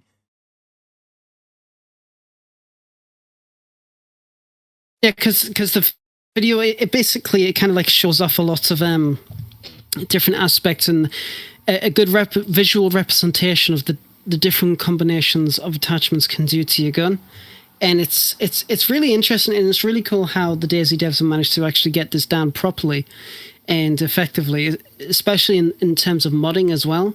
I've talked about this in the past of like some parts of Masters MMIO, how it already does this, but to see it actually done in a vanilla standpoint it changes the dynamic. I feel like it can potentially change people's play style. And you know, especially if they're not aware, they usually go for like the looks rather than the practical. So they think, oh, I've got a really fucking kitted out AK. Why the fuck is my gun shooting into the sky now? It's like it's. And this is why I was hoping you'd watch this one, Marks, because pretty much to me, what it says to me is that the KA rail handguard is now a waste of time, because all you need to do is kit yourself out with the wooden stuff, which reduces the recoil the best, and the sway modifier is more for sniping. Just hold your breath. Just hold your breath, and you'll have zero sway. Even then, so, provided you've still got some stamina, your best bet is just to go with pure wood as opposed to the plastic stuff. Yeah. Yeah. It's really, really cool, and I might have to include something about it on the upcoming weapons tutorial thing that I'm working on. So that would be really, really interesting. And a shout out once again, guys, go and check out WOBO's website. Watch this video. He goes through pretty much all the main weapons. Yeah, you saw the FAL, the SLR, you saw that. He's got the M4, he's got the MP5. You need to watch this video. Only problem, it's a game breaker. Only problem with it is so like I play modded mainly as well. So if I get a modded custom handguard and a modded custom stock for the gun, the value is going to be different. How are we going to know? You know, the value. Well, so many here we go. This is where I come in as somebody who has custom stocks. Yeah. As somebody who has custom stocks, I inherit. I haven't explicitly told anybody what it inherits off of, but you basically inherit off of like, which is basically copying another stock stats as your own custom one. So like my modded polymer handguard is literally just a wooden one basically. Right. But I need to work on adding that clarification since this is now a thing. I'm a little bit disappointed. I feel like we could go a bit further than just having recoil reduction and sway reduction. There's I mean, depending on the kind of mods you run, like S-Gunplay, for example, the weight of the objects also affect the gun's performance. So this edition, combined with S-Gunplay, really does it completely overhauls how weapons even are in DayZ. But obviously, if you don't account for that mod, then yeah, I wish there was some kind of other aspects you could modify, because it is based on an inheritance if you want to go down that path. And you have to do a bit more work if you just want to make it completely like brand new it'd be and cool fresh. if they added, and I think it's CPB weapons has it, where I think you can add a grip. Sure, it'd be cool if they added like a grip, so maybe you don't have a grip on, your ADS time is a little bit slower, but you add a grip on, suddenly you can ADS a bit faster. Or yeah, you something can. Like that you would be can. Kind of cool. The reason those why kind they of don't. aspects, animations, Yep. pretty much. Exactly. The only gun that has a grip animation is the MP5, and they still show you holding it with a grip, even when there's no attachments on it. So, but yeah, you can do that kind of stuff. You can. How would I explain it? You can make attachments like that in DayZ. You just can't. Obviously, you can't have any animations for it. Yeah. But the effects of it can still be done, because all it is, it's like the command. Well, the config for it is obviously all in the config. So if it's in there, you can just add it to pretty much anything that you fucking want. It's like one thing is it's restricted that it needs to be a complete custom item. You can't do it to vanilla ones, because they're like the P3Ds are binarized. So you can't like modify like the vanilla handguards to add like a foregrip, basically. It's a really unfortunate thing it has to be like that. So if you wanted a cool like modded out M4, you'd need to like have a complete custom one. Yes. Like built from the ground up. Not the vanilla one. That's obviously that's the shit thing about it. I mean, I feel a lot of people don't know that, because they'll ask me for foregrips on the M4, and I'm like, believe me, I wish. It's kind of annoying. I mean, custom animations. Just saying, custom animations. The fuck? I added that mod, if that's what you're talking about. But I believe the M4s still have the proxy for the bipod. So I'm pretty sure if you were to modify the base class and add that selection, and then you could add some kind of like grip to it, and it'll just use that proxy, which is fine. You just have to figure out the positioning of your custom grip with the actual model of the bipod, which can be difficult. It can be very, very difficult. Well, that's a good segue into this. Mm-hmm. Oh yeah. Oh, mate. So Ball cool. pop, finally. But look at the door. Wait until you see the.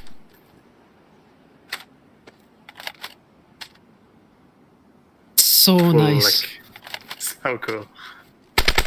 So Is that community made? Yep. Yeah. Wait, really? So he's a dev for DayZ Aftermath. Oh servers. yeah, I knew it. Those guys are so good. Pope Leo, Syntax. With their stuff. Yeah. So he's doing that, and he's also doing crossbows and bows as well.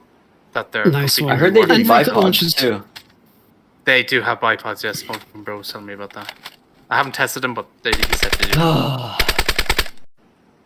I'd love if like those modders were able to go to the devs and be like, "Look, we have this code here. Do you want it?" I don't know if they do that, but it was like it'd be so cool if they could just go, "Here's the code. We don't even want any money for it. Just it'd be so good." See, the annoying thing is like it's not only the code; it's the actual. How would I explain it? It's like the actual skeleton. Okay, it's the actual skeleton of the model itself, which is why the mags just disappear like the way they. Two can play at that game.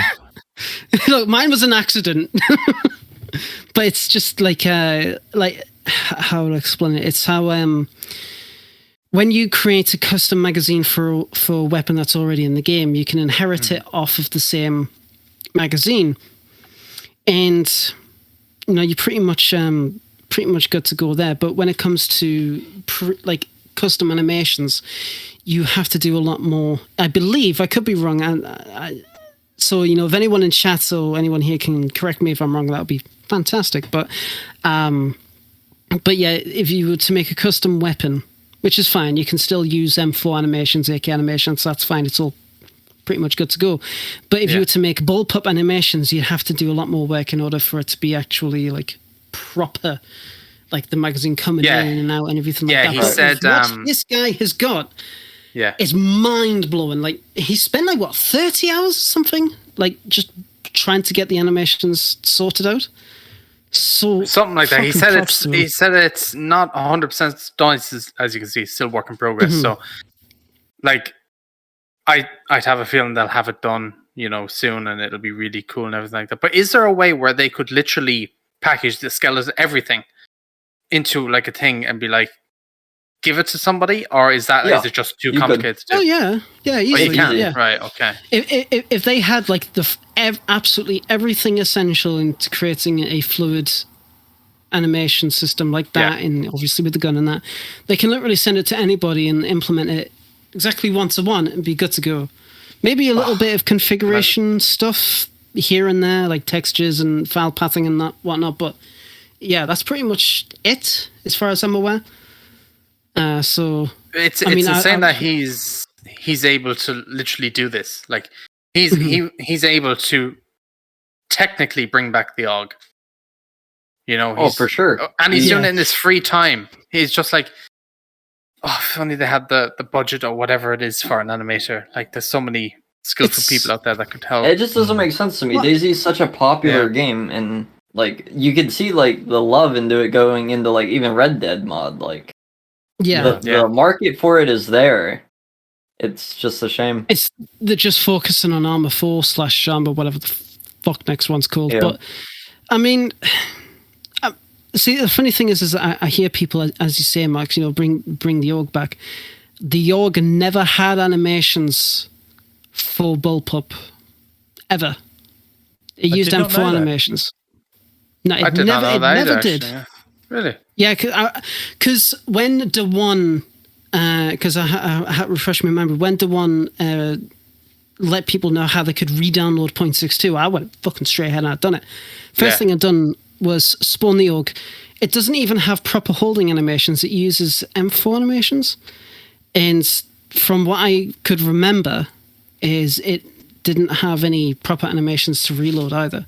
So it's just kind of, it's just held in a certain way that made it look like it did then, basically.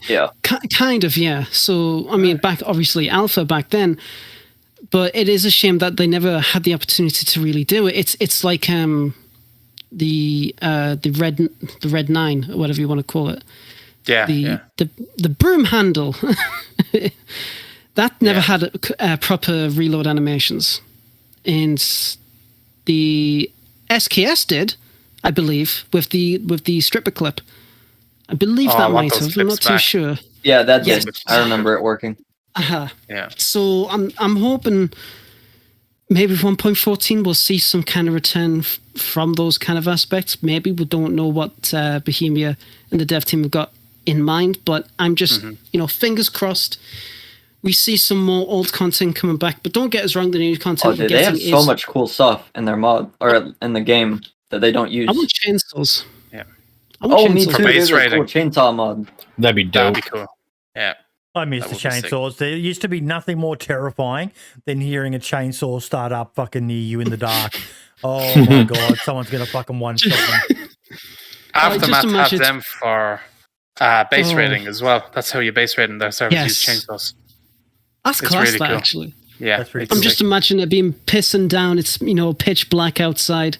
You're fresh. You're freezing. You're like, oh, I'm gonna fucking die. All you hear is a chainsaw. It's like, right, that's it. I'm just gonna fucking alt F4. I'm going by. Yeah. But yeah, it's what that guy's doing. Awesome. Really can't wait to see more. Yeah. So Mario's in chat and he's saying that he's got more stuff planned as well for the future. The guy Mario made that. No. Mario, the guy who did that actually reached out to Mario, and Mario just completely forgot about it or missed it. But he said he just didn't have time to help him learn the rest.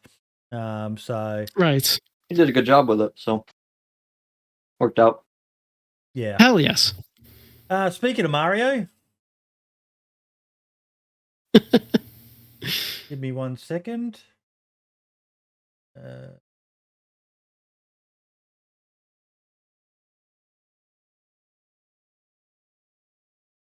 Yes, the Yeah, I the think custom zombies. player heights. Yes. The custom player heights. That is, I absolutely love the fact that he is able to do it because I think it's super cool. There is a current like bug with like the dwarf midget bug or whatever you want to call it. Yeah. But having something like this is really, really fucking cool. In terms of balance, it might be an issue, but overall, the concept of it is absolutely brilliant. I love it. It's the PvPers aren't going to be interested in it because it does increase the size of your hitbox as well. But for the people who are more into interactions and things like that, fuck yeah, I'm going for a 6'4" fucking old guy. I want to be a unit. It's great. It's fucking wonderful, especially for like the roleplay community. Something like this would be absolutely fantastic all to the have. PvPs will be running around with 4-foot midgets so that they've got the smallest hitbox possible. But yeah, I love it, and I love the fact that it's going to be able to be randomized as well. But yeah, just absolutely brilliant. A great concept. Anything that can mix the game up is brilliant. I then was saying, how about proper character customization? Because the one we have now in game, it's very limited. It doesn't even work half the time as well. And it's like, it'd be cool if we could have a proper character customization thing.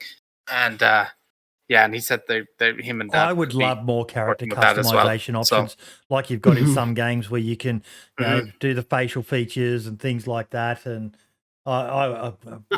if wishes were kisses in this game, I'd be smothered in them. But I would love some of the OG faces to come back. To be honest, they were really, really fucking cool. Like just modernize them a little bit more, just make them a bit more polished, sorted. But in terms of actual character customization, that would be so nice because it is limited and it's a very convoluted way to even get it working properly. And it's definitely, you can definitely tell that's one of the areas of DayZ that has been lacking lately, is the character customization. So having this is just spicy as fuck. Sorry, I need to stop swearing. I'm really annoyed with myself as well. My wife actually texted me saying, "Oh my god, the swearing." I'm sorry. Hi, wife, I apologize. I'm sorry. Someone shared with me footage of a working bipod in DayZ as well, and I can't find it for the life of me.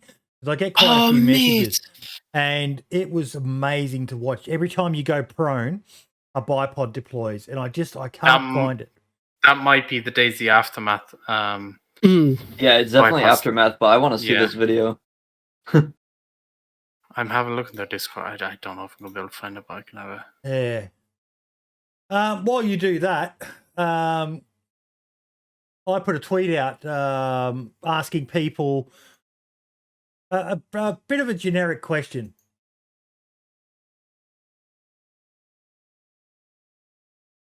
What do we need in DayZ in future patches? Tell us below. Try to keep items to one per post so people can like and discuss individual items. Crafting of shoes and clothes and fat waterproofing of crafted poncho or tent. I put bows just because it's almost a meme now. The lack of working bows in the game. Overhaul of the less frequented military areas and the loose spawns. We are, in my opinion, massively lacking military places of interest worth journeying to. Marks, I swear, if one person mentions the org. Slow stamina drain on raising guns. Require more thought when camp aiming doors. Also a stamina drain when spraying AKs, causing inaccurate shots the more it depletes, and you can't then just run away either. This will cause you to think first, do I switch positions or shoot? And there was a bit of a discussion on that one, basically saying that they've tried that in Tarkov, I think, and it just led to prolonged camping. People wouldn't be the first to start shooting because they would lose their stamina. And yes, Wingnuts put parachutes, rope climbing and rappelling, which I like, but I don't think there's enough places that you'd be able to utilize it in DayZ. No, it's just one of those nice little niche things, but Oh, proper underground support. I like that one. yes, My favorite. More clothes, more camo patterns, military uniform stuff. I like to look stylish when I'm dying to zombies. I would just like more civilian clothing options, which have higher storage, because pretty much being a loot whore like myself, if I want to carry as much gear as I possibly can, I need to look like Johnny Rambo, and I hate that. Different types of military armor. I want when you kill a player, the player becomes a zombie, and all that gear is like on the zombie. Yeah. That would be really, really cool. Would that be? But that would impact on the server performance, though, wouldn't it? I mean, it would, but not like maybe on the coast it would be worse, but I don't think it'd be that bad. Need to be coded right. Yeah. If it's coded right, then definitely for sure. I was going to say something. I like I'd love to vodka see in too. DayZ, That's a but good it's one. gone. It could probably be done. Usable hoods on hoodies, another good one. I like Luke's comment. I want a complete building and crafting overhaul for survival. Improvised hammers, axes, bone knives, bows, snares, fishing traps, proper fishing mechanics, use tarps to make water collection, ammo crafting, more soft skills, more civilian weapons, weapon workbench. I just like that direction for the base version of the game, because the modding can still make it, and people can customize the loot table, but there needs to be more options so not everyone runs around looking like Johnny Rambo. What I would like to see in the future is the devs remove the meta on military clothing. Because when you get like a whole bunch of people dressing up as like SEAL Team 6, and it's just boring. It's boring. I like to be able to dress up in kind of like any kind of clothing that I have, obviously receive the benefits of dressing up as that clothing, knowing that I could potentially be on the same level playing field as somebody who's in full military clothing. Because, if I'm just like chilling out with like a small backpack or whatever, then again, this is a high fucking cope thing. People can just have fucking guns stuck away in the backpack, but then again, it's that's a good one. Yeah, it's just one of those kind of things. But I mean, I think I know Helkiana talked about it a little bit. She expressed her opinions on it quite some time ago, I believe. But that would be nice to see. I would think just have more of a diverse selection of clothing. For sure. Wintrides does a really good job of accomplishing that. Most vanilla-ish servers. Yeah. Most vanilla-ish servers run Wintrides. And just to respond to Just Bud in Twitch chat, at the moment it's hinted at to be artillery. The code is already in the 5 mission files, I think. So the sound's already there. You could hear them in experimental. You can still hear them, obviously, in stable. So I wouldn't be surprised if it's something like that. I was kind of hoping they would push it for 1.13, but apparently it's not there yet. But yeah, because artillery has a good place in a survival game. Totally. I don't. Enough said on that. I've criticised it. It doesn't make sense to me, but whatever. Yeah. Okay. We had a comment. Let me just make that big screen. And it's something that I really want feedback on from you guys. One of the challenges for DayZ is how do you... Oh, no. Okay, back. Wrong screen.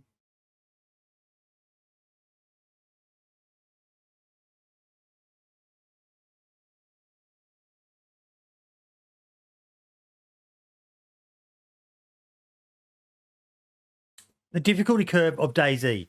It seems that on most hardcore survival-based servers, if you can make it past the first few hours, you're set forever. Your only worry is a dumbass mistake or another player killing you. So many times I find that I just kill myself to restart. Sure, PvP-heavy servers might not be the same, but the survival aspects of DayZ don't pan out. Seems the game is banking on you getting killed by another player or dying in the first hour or so to weather conditions. And this is something I 110% agree with. Chernarus has fallen, has got some novel ideas, but for the most part, with any hardcore server I've ever played, once you get past that, I've spawned with fuck all, and then you've got yourself a couple of stones and managed to kill a chicken, you're set. That's really the difficulty, and that comes down to understanding dynamic spawns. DayZ's just really lacking as a hardcore survival game. I would definitely say there's definitely some elements to truth there for sure. I mean, DayZ vanilla, it can be very difficult, and obviously for all of us here, I'm pretty sure we can all say that we can easily survive in most servers, because simply we know how the game works. We know the best places to loot, we know the best kind of foods to have, we know the best kind of weapons and clothing to have, so we obviously have that advantage compared to a new player. But there definitely needs to be some kind of element that, even though yes, you have you have your food, you have your clothing, you've got the bullets that you need, you've got a good gun and everything like that, you still need that element of, I would say, somewhat emergency. And kind of like, yes, even though I know I'm set, I still need to be careful about what I'm doing. Vanilla can't do that, not at all. And there's not that many. Was a step in the right direction, like Scarspeed is saying. It really was. Yes, it really, really was. I played Chernarus Has Fallen a couple of nights ago. I talked to the owner. He's a good lad. I've done a couple of stuff for him before, and in the first half an hour when I spawned in, I got attacked by an infected, killed him, wasn't bleeding, and I still got a wound infection. Yep. And currently I'm logged out in a shed. I've got plenty of food. I'm pretty okay, but I am dying because I can't find any medical supplies. What server is this on? It's the Chernarus Has Fallen server. Yep. And did you eat an animal some people? Chance? No. I know they've got rabies and stuff like that. Where I got infected and I wasn't sure how. Mm-hmm. And even though to most people that would be annoying, like, oh, I'm fucking dying, I've got nothing, the server's crap, whatever, I was loving it. It sparked that initial kind of DayZ feel that I had back in 2016 when I started playing it, when you don't know what you do and you don't know where to go and you don't know how to survive properly. And it was just brilliant. And the feel of the server was just great. And I wish more servers would do that. Obviously, if you treat your character right, then it'll do right by you. But I think that's a given with any server. But to make a server that's truly hardcore, where you have to truly survive all the time and you constantly struggle, it's very difficult to pull off, and nobody wants to play it because very true. I mean, I'm not going to sit here and say that everybody wants this, PvP focused or God knows what server that a lot of other servers have, but there's just an element where the balance between gameplay, fun, and hardcore realism tips too far in any kind of point. I like what if you get to that point about with IceBlade in chat here about the automated weather system. That would be something good to add a bit of challenge. Yes. As the seasons change, you've got to adapt. Even weather. At the moment, if it rains, once you get smart with the game, you very rarely get a flu. And even if you do get a flu, other than an annoying sneeze, it does nothing to you. Where's the fevers from getting a flu? If you're not taking antibiotics, tetra, or multivitamins to boost your immunity. But that has a lot to do with just servers making those items extremely easy to find. Yeah.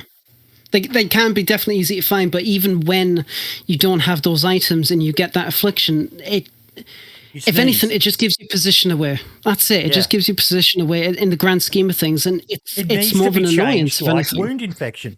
The longer you leave a flu untreated, the sicker your character gets. And I can see an easy fix. It just makes you heat. You get a fever. It makes you start heating up your character. Stressing. It doesn't need to be a complicated mechanic. You have the hay fever now with the new sickness. Yeah. Yeah. Yep. Makes you warm, makes you cold. The flu just all should that do the does same, in sometimes. my opinion. Yeah. Like Spud's saying, having definitely. proper seasons, it'll make you prepare for the season change. It's up to the server owners how quickly they make the seasons change. Maybe you could do it every week or so. It changes through a different season.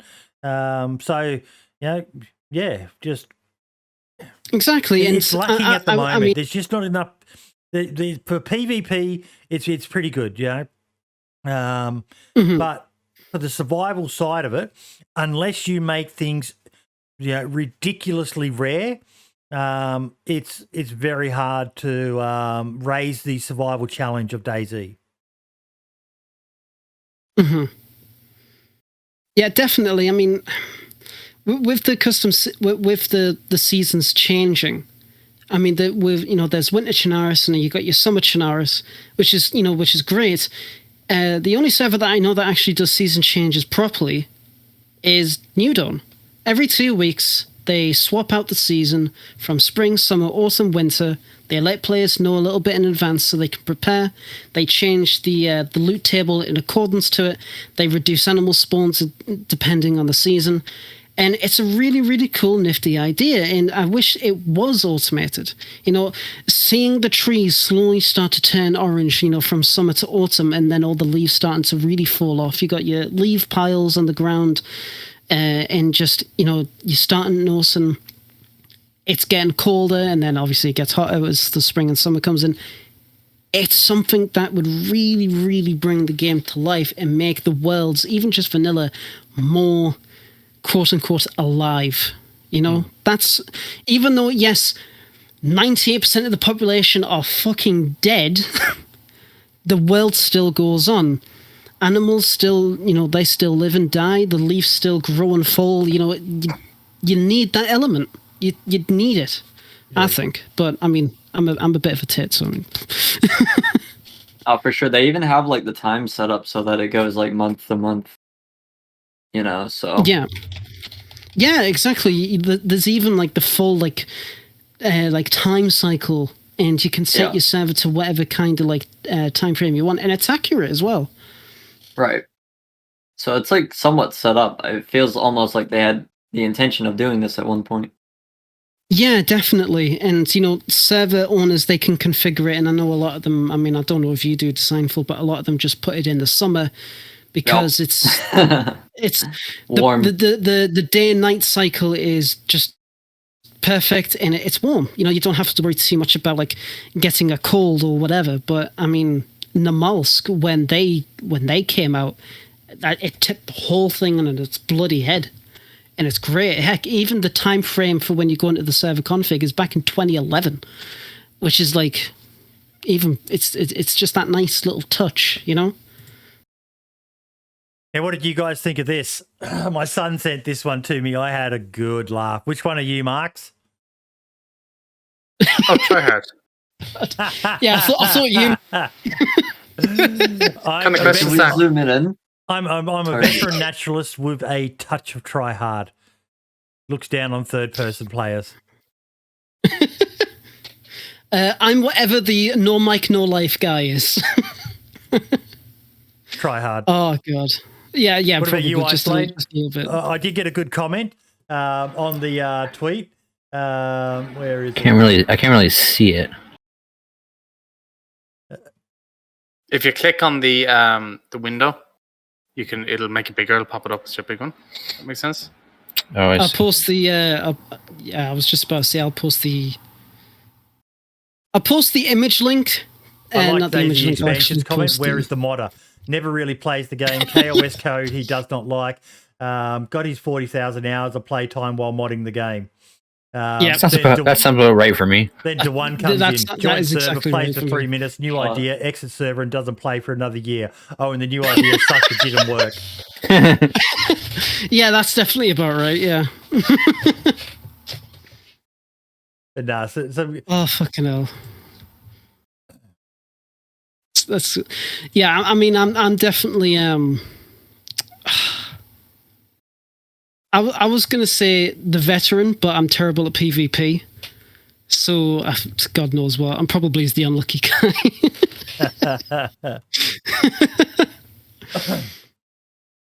Yeah, that was the only part with the veteran. It was like, he's good at the game. And I'm like, I'm good at survival, but I'm shit at PvP. So am I really good at the game? That's the real question.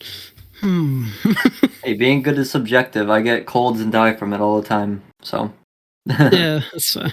you guys sound like you know a lot more than I do, because I don't know what to do when I start throwing up. I'm like, oh, time to F11. I called a hacker once. So. Sip small bites. Make sure you're near a well. Yeah, small bites, right? That's where everyone messes up. They start taking big bites, and the temptation is always there. You just got little nibbles, and you'll be fine. You can ride it through. I've done that before, where I've been sick, and I've known I'm sick, and then I'll be reading chat, and while I'm reading chat, I'm eating, and I'll eat an entire can of food, and it'll be only when I finish eating the entire can of food I'll realize I'm like, fuck, I was sick, and I'll just throw my guts up again. Yeah, my chat's mocking me then because I'm just terrible. Now, next week, guys and girls, we haven't had a console topic given to us in a while, but next week we have Pixel Trader coming on, and it is an entire console dedicated episode. So if you've got feedback from the console community, hit us up with your topics. It can be stuff that's related to both PC and console, but this is your chance to voice what's going on in the console community for DayZ. We want to hear from you all. Definitely. Any kind of like questions about how how console is, we want to hear everything. So give it to us, please. Yes. The Mod Mini Spotlight. IceBlade came in with the suggestion this week. Realistic inventory space. Tell us about it, mate. Oh, yeah. Yes. Cool, man. Well, it's basically pretty simple. All it does is, it makes it so that your T-shirt doesn't have, I don't know what it has, 12 slots or something. Like when it doesn't even have doesn't even have a pocket on it. Yeah. Yep. And then also like your little freaking mountain bag that can carry an RPG and a bunch of other shit in it. Yep. It doesn't make sense from a realism point of view. So It really doesn't. IceBlade and I were chatting via messages before the show, and they've got this mod on Chernobyl Has Fallen, and I said I love it and I hate it. The loot whore in me fucking hates it, but the hardcore realist of me loves it, because it really makes you sit down and weigh up the options of every single item. If you're looking for a challenge for your server, this is one. It's not going to be good for the PvP servers where everyone wants to carry an armory on them. I was just going to say, if this was added to rearmed, people would lose their fucking Dude, mind. no, believe me, I've been fighting with myself with this. I saw this mod and I messaged Dance of Jesus in the Esseker Discord. I was like, dude, I love this. But it's just, dude, I had mag obfuscation and the whole fucking server loses their mind. I couldn't. Yeah, they've gone mental. The T-shirt is the big one though. Like the spawn T-shirt, I want to get rid of the slots, but I think people would hate me if I do. Yeah. Oh god, yes. Too fucking. But it changes the dynamic of the game. Yes, it really does. Chernobyl Has Fallen has used it, and that was my first time with that mod, and it completely threw me off. I'm like, wait, where's my inventory? I was like, what the hell's going on? I don't think people really understand like how different this makes the game, and like how much of a mechanic inventory space really is towards progression. Like you're saying like, oh, I do this and I get to this and then like I'm done, I can survive and like go on my way. But if you have to start deciding of like which bullets you can hoard and which bullets you got to throw away, and then you find like down the line in MP5 when you've been hoarding 5.56, you're like, fuck. Yeah. Like you have to make those decisions. Oh yeah. And so it really completes realistic backpack where you can't access a backpack inventory. Oh my fucking god. Oh, yes. They've got that on Chernobyl Has Fallen as well. And I am literally spending time sitting under a tree going, what have I got where? And that is how Wait, really? That's I've a thing? always felt DayZ should be, that you can't have magazines and a gun in your backpack and just draw it in the heat of the moment. That you've got to plan ahead and have items in the relevant storage that I know I need this, this isn't a priority, I'd only ever need to use this after I've dealt with an emergency. So, it's just I like that. brilliant. You can't pull your mags unless they're on your belt. Yep, exactly. And then if you don't have a mag dump pouch, the mags go on the ground. Yeah. That'd be kind of cool, actually. Yeah. That's something I've been That's wanting actually nice. implemented with my mag pouches. That's an easy one. Is just look for the realistic backpack mod. I think it's called. What is it? Yeah, I'm looking for it right now. Yeah, and it's a brilliant one, but it is one that you need to educate a server on because it really does fuck with a lot of people. You'll get spammed in your Discord with, "Hey man, your backpacks are broken. I can't access my inventory." And until they get used to it, that you've got to take the backpack off and put it in your hands to be able to access it, or drop it on the ground. And there is a bug with it that I made a mistake when I was on Chernobyl Fallen the other day. I had a machete that was in my backpack, but I had it on my hotbar, and I hotbarred it. It came to my hands, but then it bugged me, and I had to log off and log on again. So yeah, it's definitely. I'll see if I can find it. Realistic backpack. Yeah, I can't find it in the mod on the mod pack. I can't find it on the workshop, actually. It couldn't have been took down. It could be repacked in Chernobyl has Fallen. Whoever made that. 'Cause Maybe. I do not see it unless I'm blind. But I love that. I love that idea of making them go in the backpack. Ooh. If any of my players are watching, you're not going to be happy. Maybe it's changed. This is when I had a server, and it was a realistic backpack or hardcore backpack.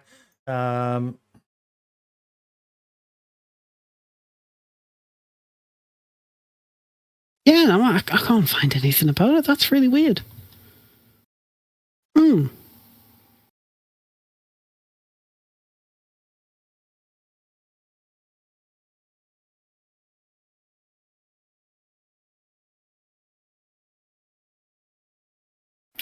I think the same problem exists for base building as well, with the modular base building, the way people build.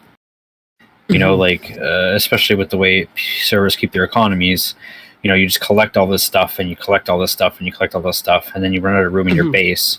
So then you build your base bigger so that you can just keep collecting more stuff and collecting more stuff. And that's like really not great on server performance. Hardcore backpack. There we go. Ooh. It'd be cool if there was a storage cap on bases. Like, you build your base, You could do the that. amount of storage you could have in it, and then, you know, it saves the performance. Dumpgraph, Damon Forge, and I have a mod we're going to be working on for like a new base building system. I love that you guys all work together so much. New base building mod, huh? We're working on one too. I'm not fuck base building. Yeah. Well, you guys don't need one on Esseker. You got the hideout. No, yeah, we need to really start working on that a bit more. Aftermath's base building looks like really cool. It's all custom as well, and like I think when you knock a wall or something, it all animates and it all falls down and stuff. It's pretty. Ooh, that's a lot of work. Yeah, it's pretty cool the way they do it. Like, it's completely custom and how it's done. It's nice. That is pretty cool. But yeah, like little mods like that, like hardcore backpack, realistic inventory, is just it really does change the dynamic of that particular server, especially what they're trying to go for, and it's just such a really nice touch. Yeah. I told Dan to Jesus next he's got to do a weight management mod. Ooh. Oh, yes. Esseker has something like that with the stamina. It's really good. There's stamina settings in the game Scum, guys. One of the things I love about it is the realism they put into some aspects of it, which may surprise some of you. You know, some people will look at Scum and probably think it's a casual game, but they've actually got weight limits on clothing items and backpacks. So it will only hold up to X amount of weight. You can't load your backpack with, say, 10 bags of fucking fertilizer because it'll snap the straps on it. So literally you've got to sit there and, again, manage your inventory. So your webbing, your vest will only hold X amount of kilos before it just won't work anymore. It won't allow you to add anything else to it. And I would love to see that as a mod for DayZ. Weight limits on clothing items, so you get people putting a bloody a mini AK in their hunting jacket or something like that. It's a great way to, yes, it becomes a bit of an inventory management game, but it's brilliant. If I can fit, cool. Like your 600 little jacket AK thing, like I'm with you 100%, but I think what would be cool if you could somehow separate the slots, like how they do in Tarkov, where there's like 1x2, 1x2, 1x2, and each one kind of fits a mag. Yep. Instead of just being like a big 2x3 or whatever. It'll prevent you from putting like guns in like jackets and stuff, but the jackets still hold like a lot of stuff. Yeah, it makes sense if your jacket has 6 pockets, but like, yeah, you're not going to put an AK in them.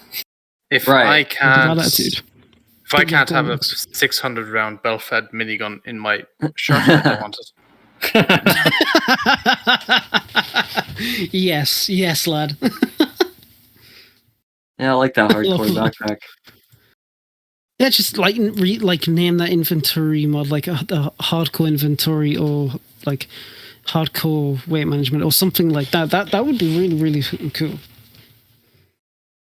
Yeah, people ask me to make like a hardcore server, and it's like I try like making the main server hardcore, but people just whine and complain. Yeah. Look, hardcore's not popular. It never will be, and I understand why, because not everyone has got hours to play a hardcore server. You need to devote hours to each session.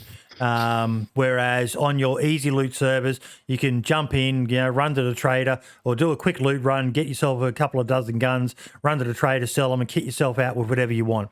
For a quick experience. But Chernobyl Has Fallen is showing that there is a market.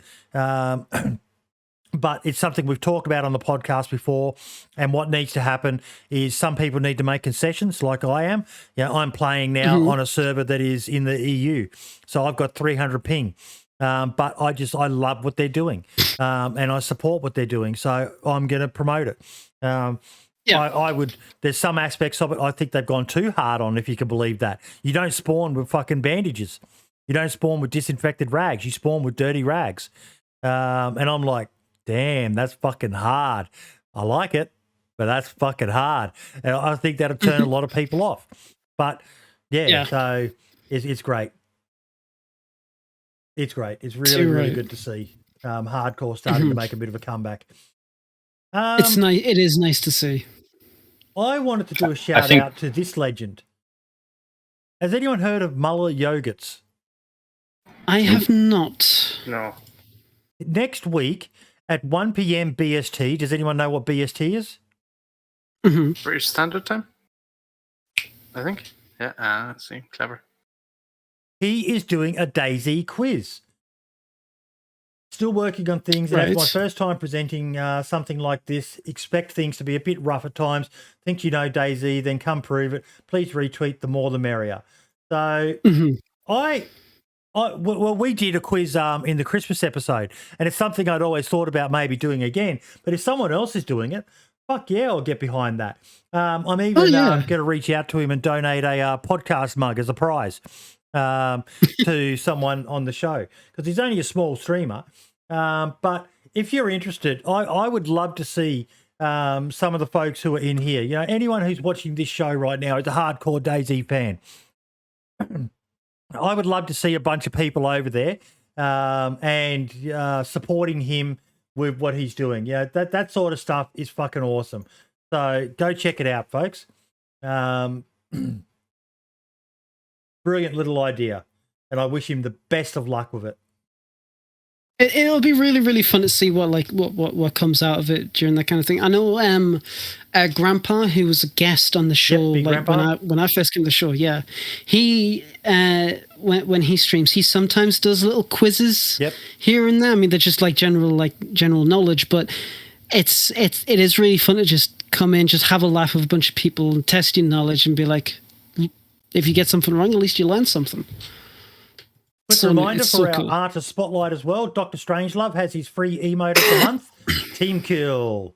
We've all been there. I happen to be on the receiving end more often than not. So download the link below, share with your friends if you want. If you're looking for a quick, easy emote, if you've got those new follower emotes and that as well, here's a nice free one. He also did the I Love DayZ one a while back. So yeah, big shout out to DokterStrangelove. I'll share that link in chat as well. Nothing worse when you're teaming up with your brother and you're in a clutch situation. It's happened live on stream all the time. You're in a clutch situation.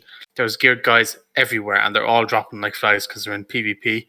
We're fresh spawns. We have I think I had a BK and a shotgun on my back. Same my brother. We're hiding in the bushes as players are running past us. We're about to clutch this up. I think it might have been on Rearmed. Yeah, I remember. I know exactly what you're talking about. Yeah, and I'm there, and I prone out in the bush. Next minute, my brother comes along and shoots me in the back with the M4 he had in his hand. I was like, motherfucker, I nearly killed him. Nearly killed him. Oh, wow. It's so annoying.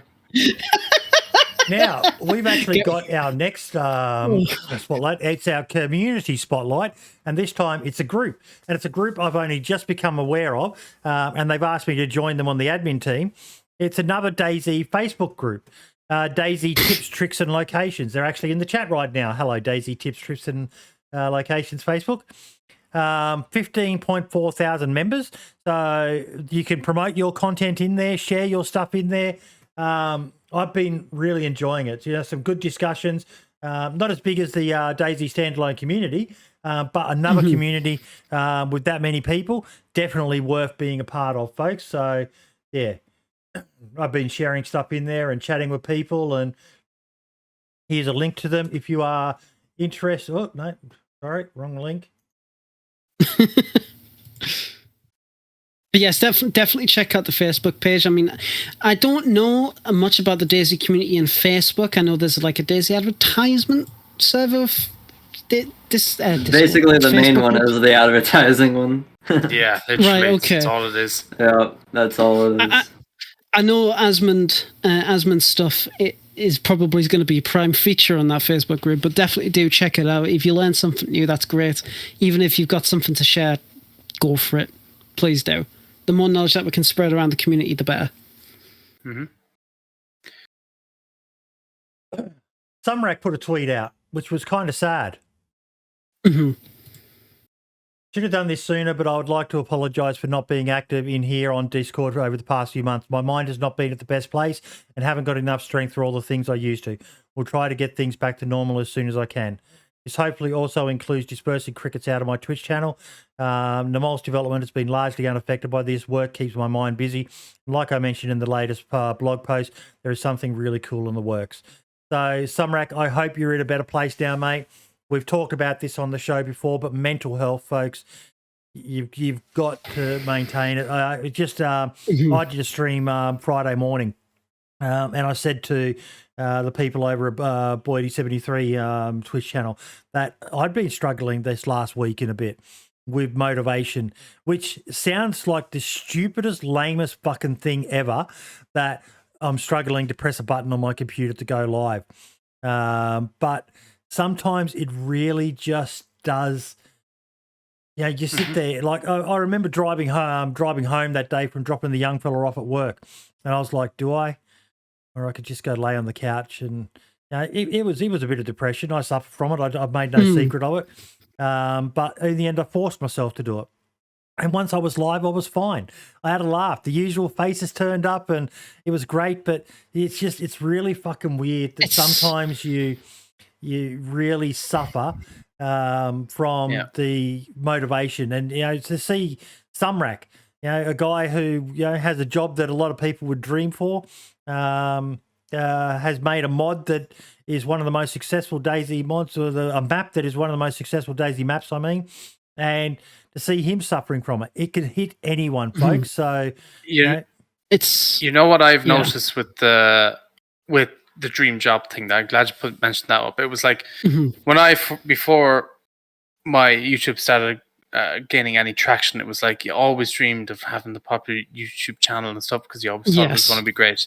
It's always great as a hobby. The second it turns into something where it becomes a job, even if it is still your dream job, you're going to have those days and you're going to have those weeks where it's not all what it was, meant to be and all this stuff. And it really can put you down. I haven't been live in over 2.5 weeks, and there's nothing stopping me going live. But it's the same thing, you buddy. I just can't push myself to press that button because I know the second I go live, I'll be fine. But it's just pressing that button. Do I need to do it again, Mark? It's... Oh God! But please don't pull your pants off. Do it. Do it. Well, that's an emote. No, but it's depression and stuff like that. I've recently just come off of my antidepressants. I've been on them since the start of last year, and it's not something I would ever hope or wish for anybody else to have. It's absolutely fucking horrible. And when you're on those tablets, they turn you into a fucking zombie. It's like certain things. Should they go away? But in exchange, they do work.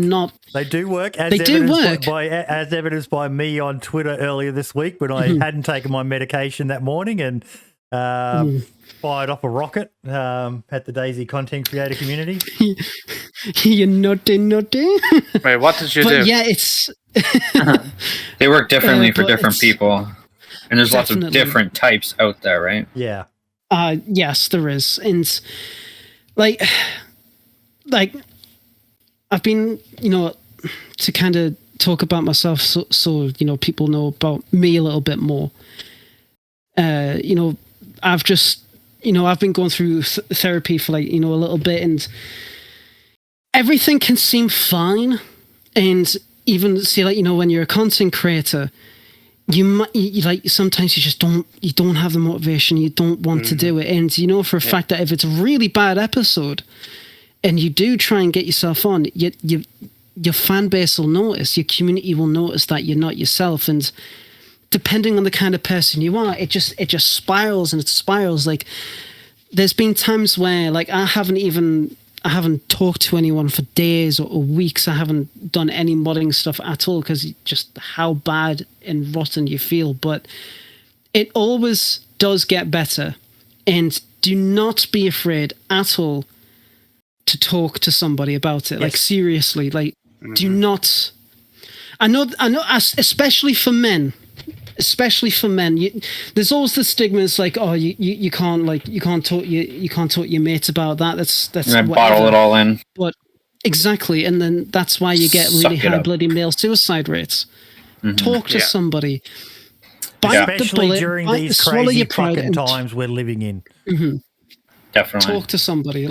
Seriously. I see a counselor every 2 weeks just for maintenance, just to keep the sanity. Yeah, and it is brutal, but do talk. You might think talking doesn't help. It does. It's not going to solve your issues. Nothing is going to solve whatever's going on in that bloody brain of yours. But if you can get out of bed and you can talk to somebody about how you feel and you can move on and you can live a good life, what's the harm? Just talk. Definitely. Just talk to some random fucking person on the internet. You just feel better. Actually, to plug a website. Sorry to kind of continue this kind of topic, but to kind of plug a website which I recommend people to go on, which I have used, not sponsored, just letting people know. 7 Cups.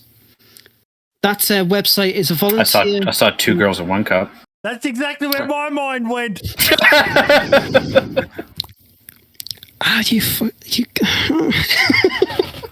But it's a volunteer-based service where people can, where you can get some trained professionals that can talk to you to really help you or even if you just want someone to listen.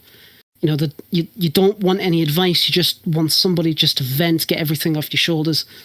Good website to go on. I've used it before. I still use it. Do it.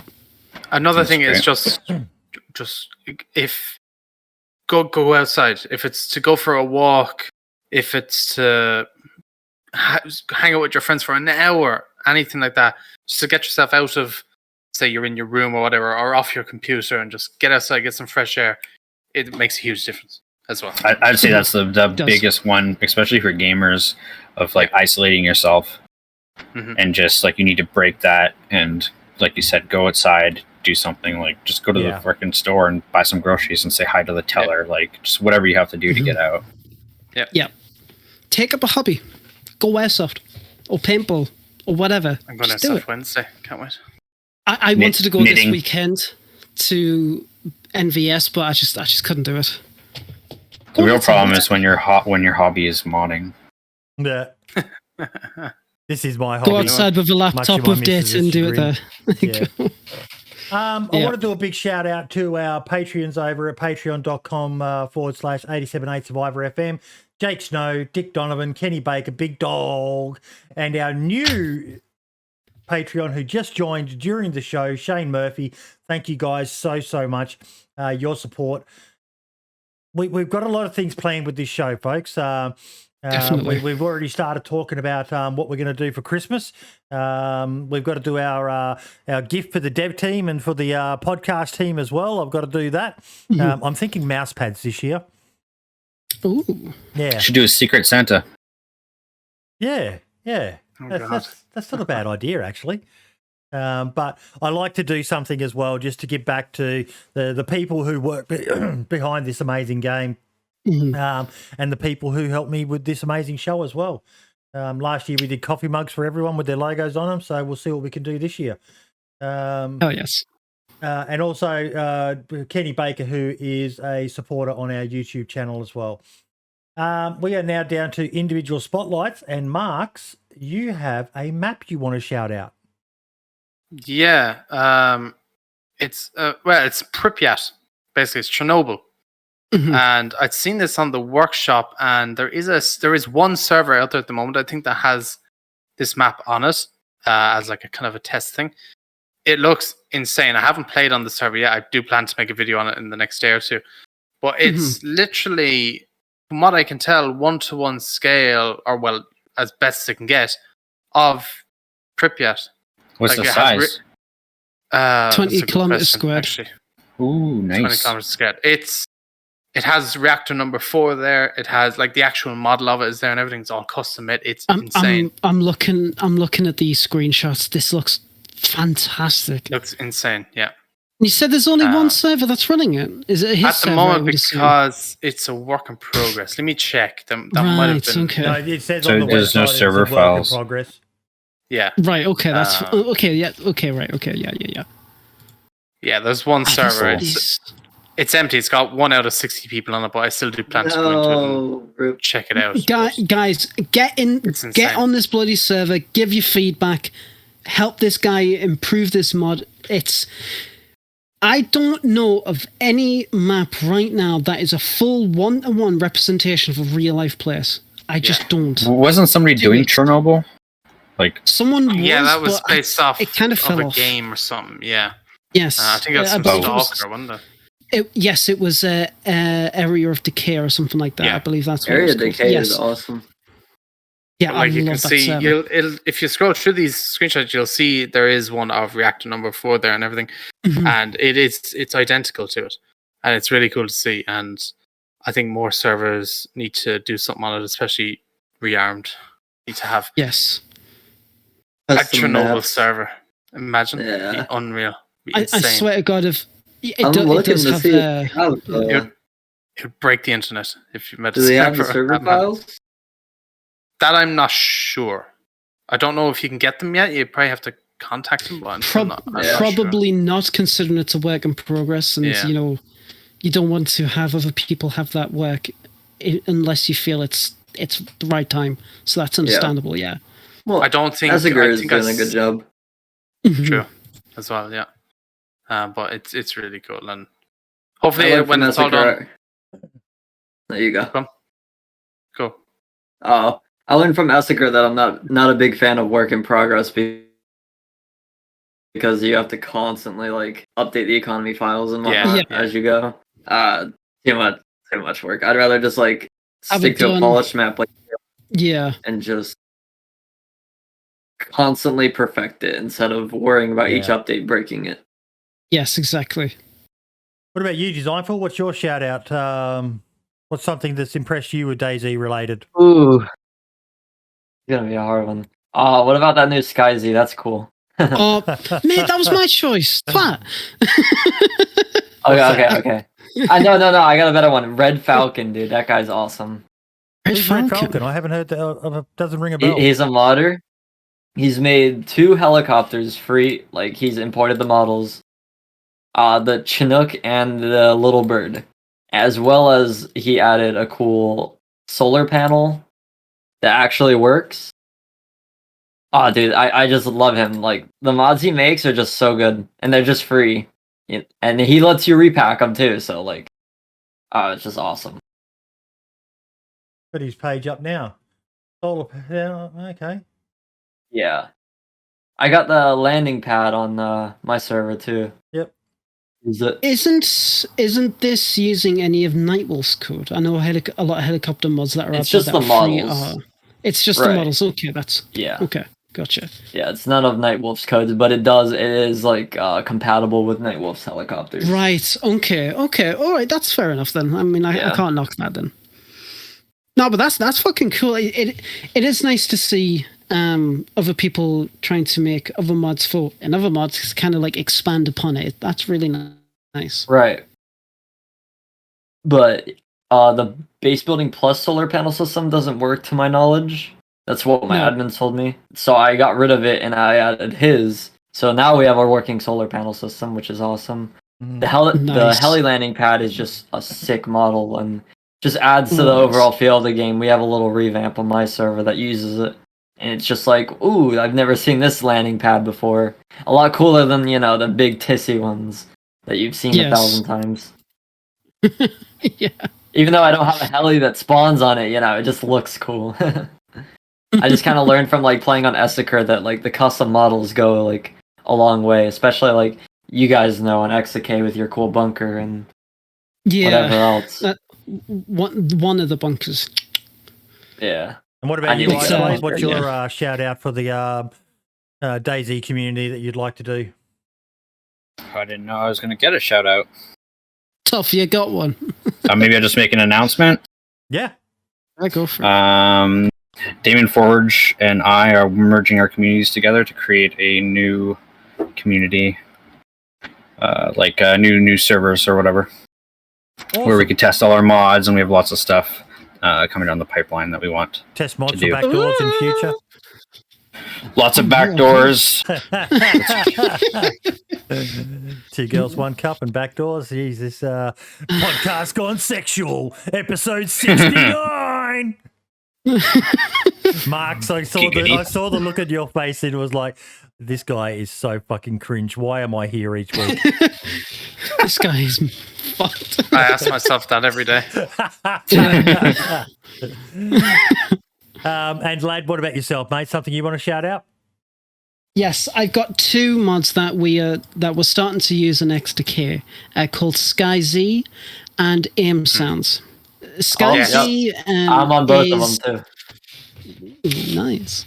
Yeah. SkyZ is a mod that the SkyZ mod basically completely overhauls the Sky Dome in DayZ to create I would honestly say a much more nicer looking skybox. It's fully compatible. It's so nice. I actually talked to the guy that done it a little bit because I was curious about how he managed to do it because I've never heard anybody that's done it in a legitimate, in a proper way. Stalker Z has done it actually.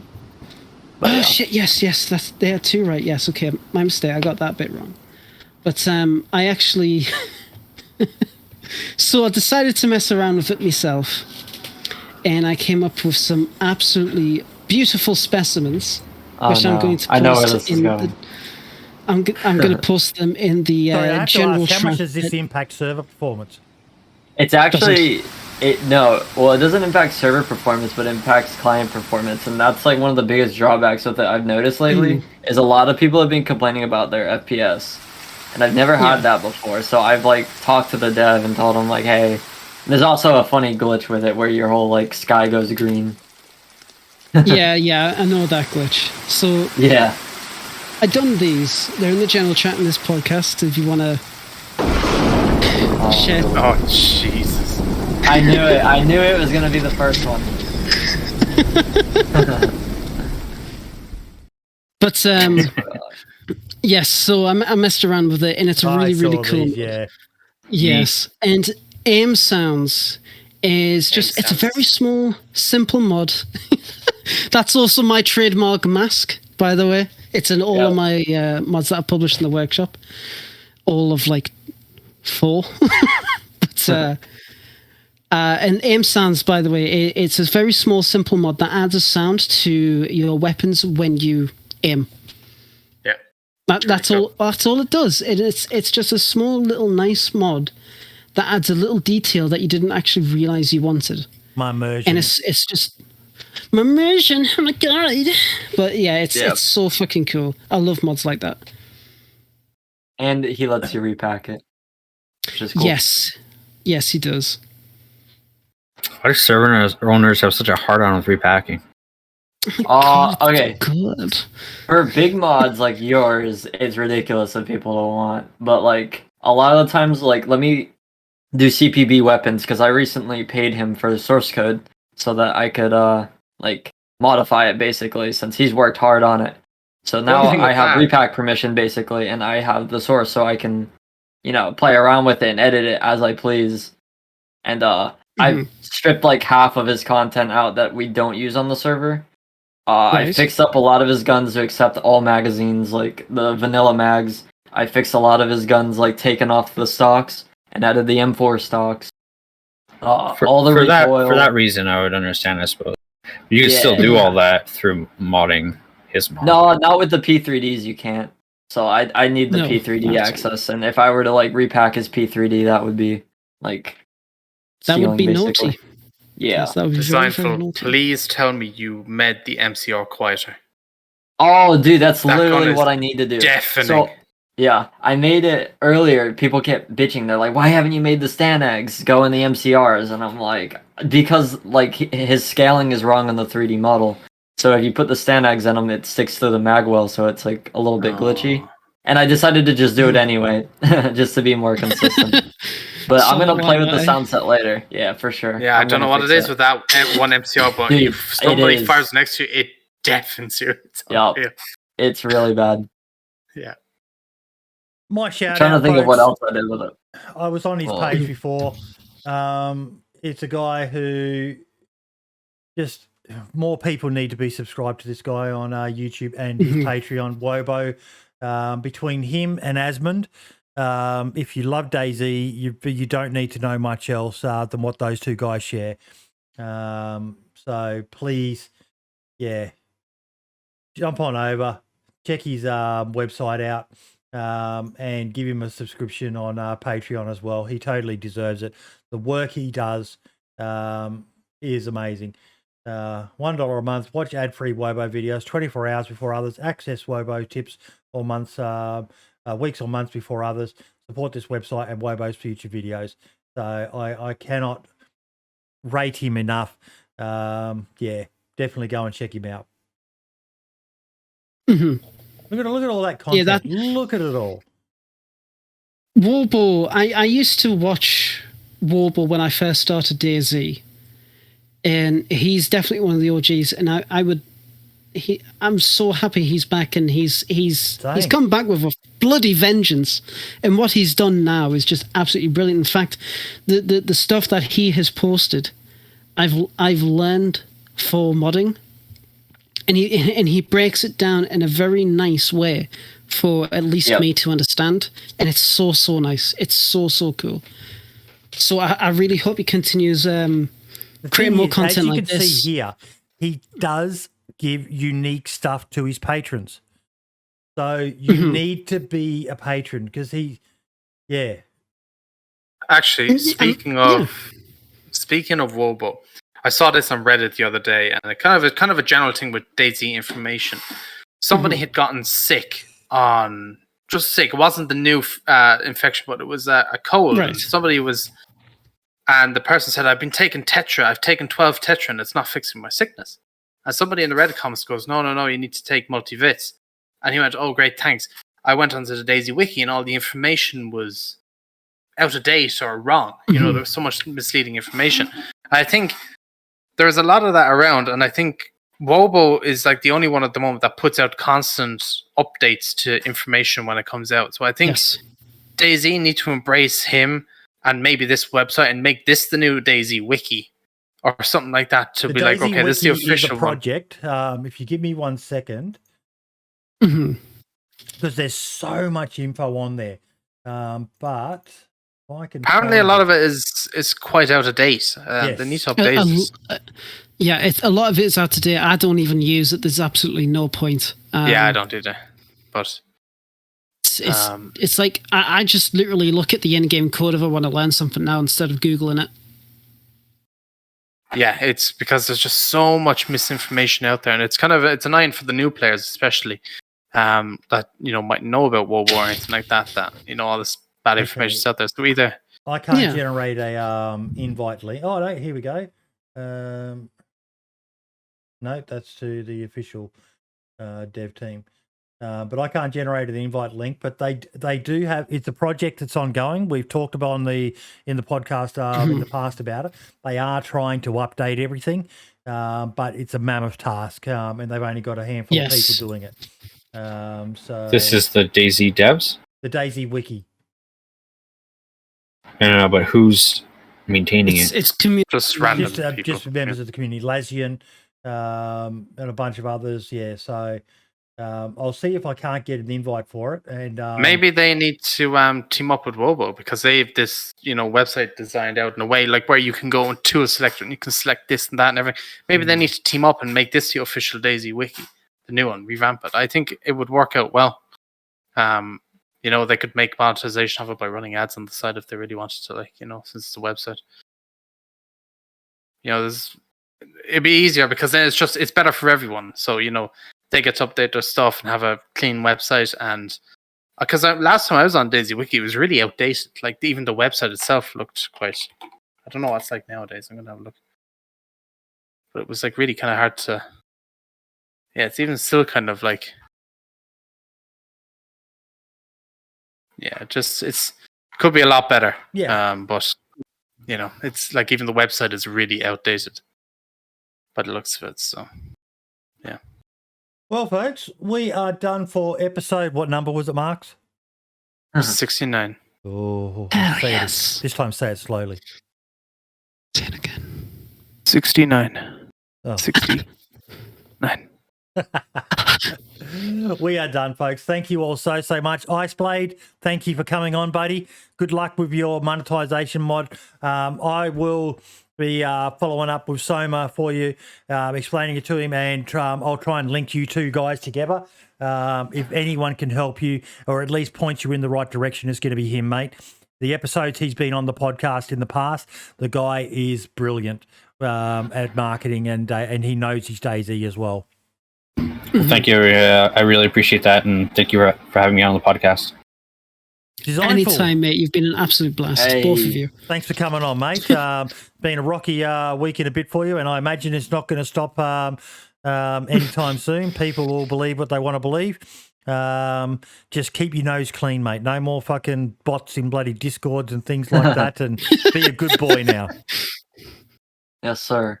and thanks for sticking around. We really, really do appreciate you contributing to the podcast today. It's been absolutely wonderful having you. Yeah, man. Marks, lad, I will see you guys next week. As always, we have Pixel Trader coming on. Yes. Sounds good. And it's like we said earlier, it is a console dedicated episode.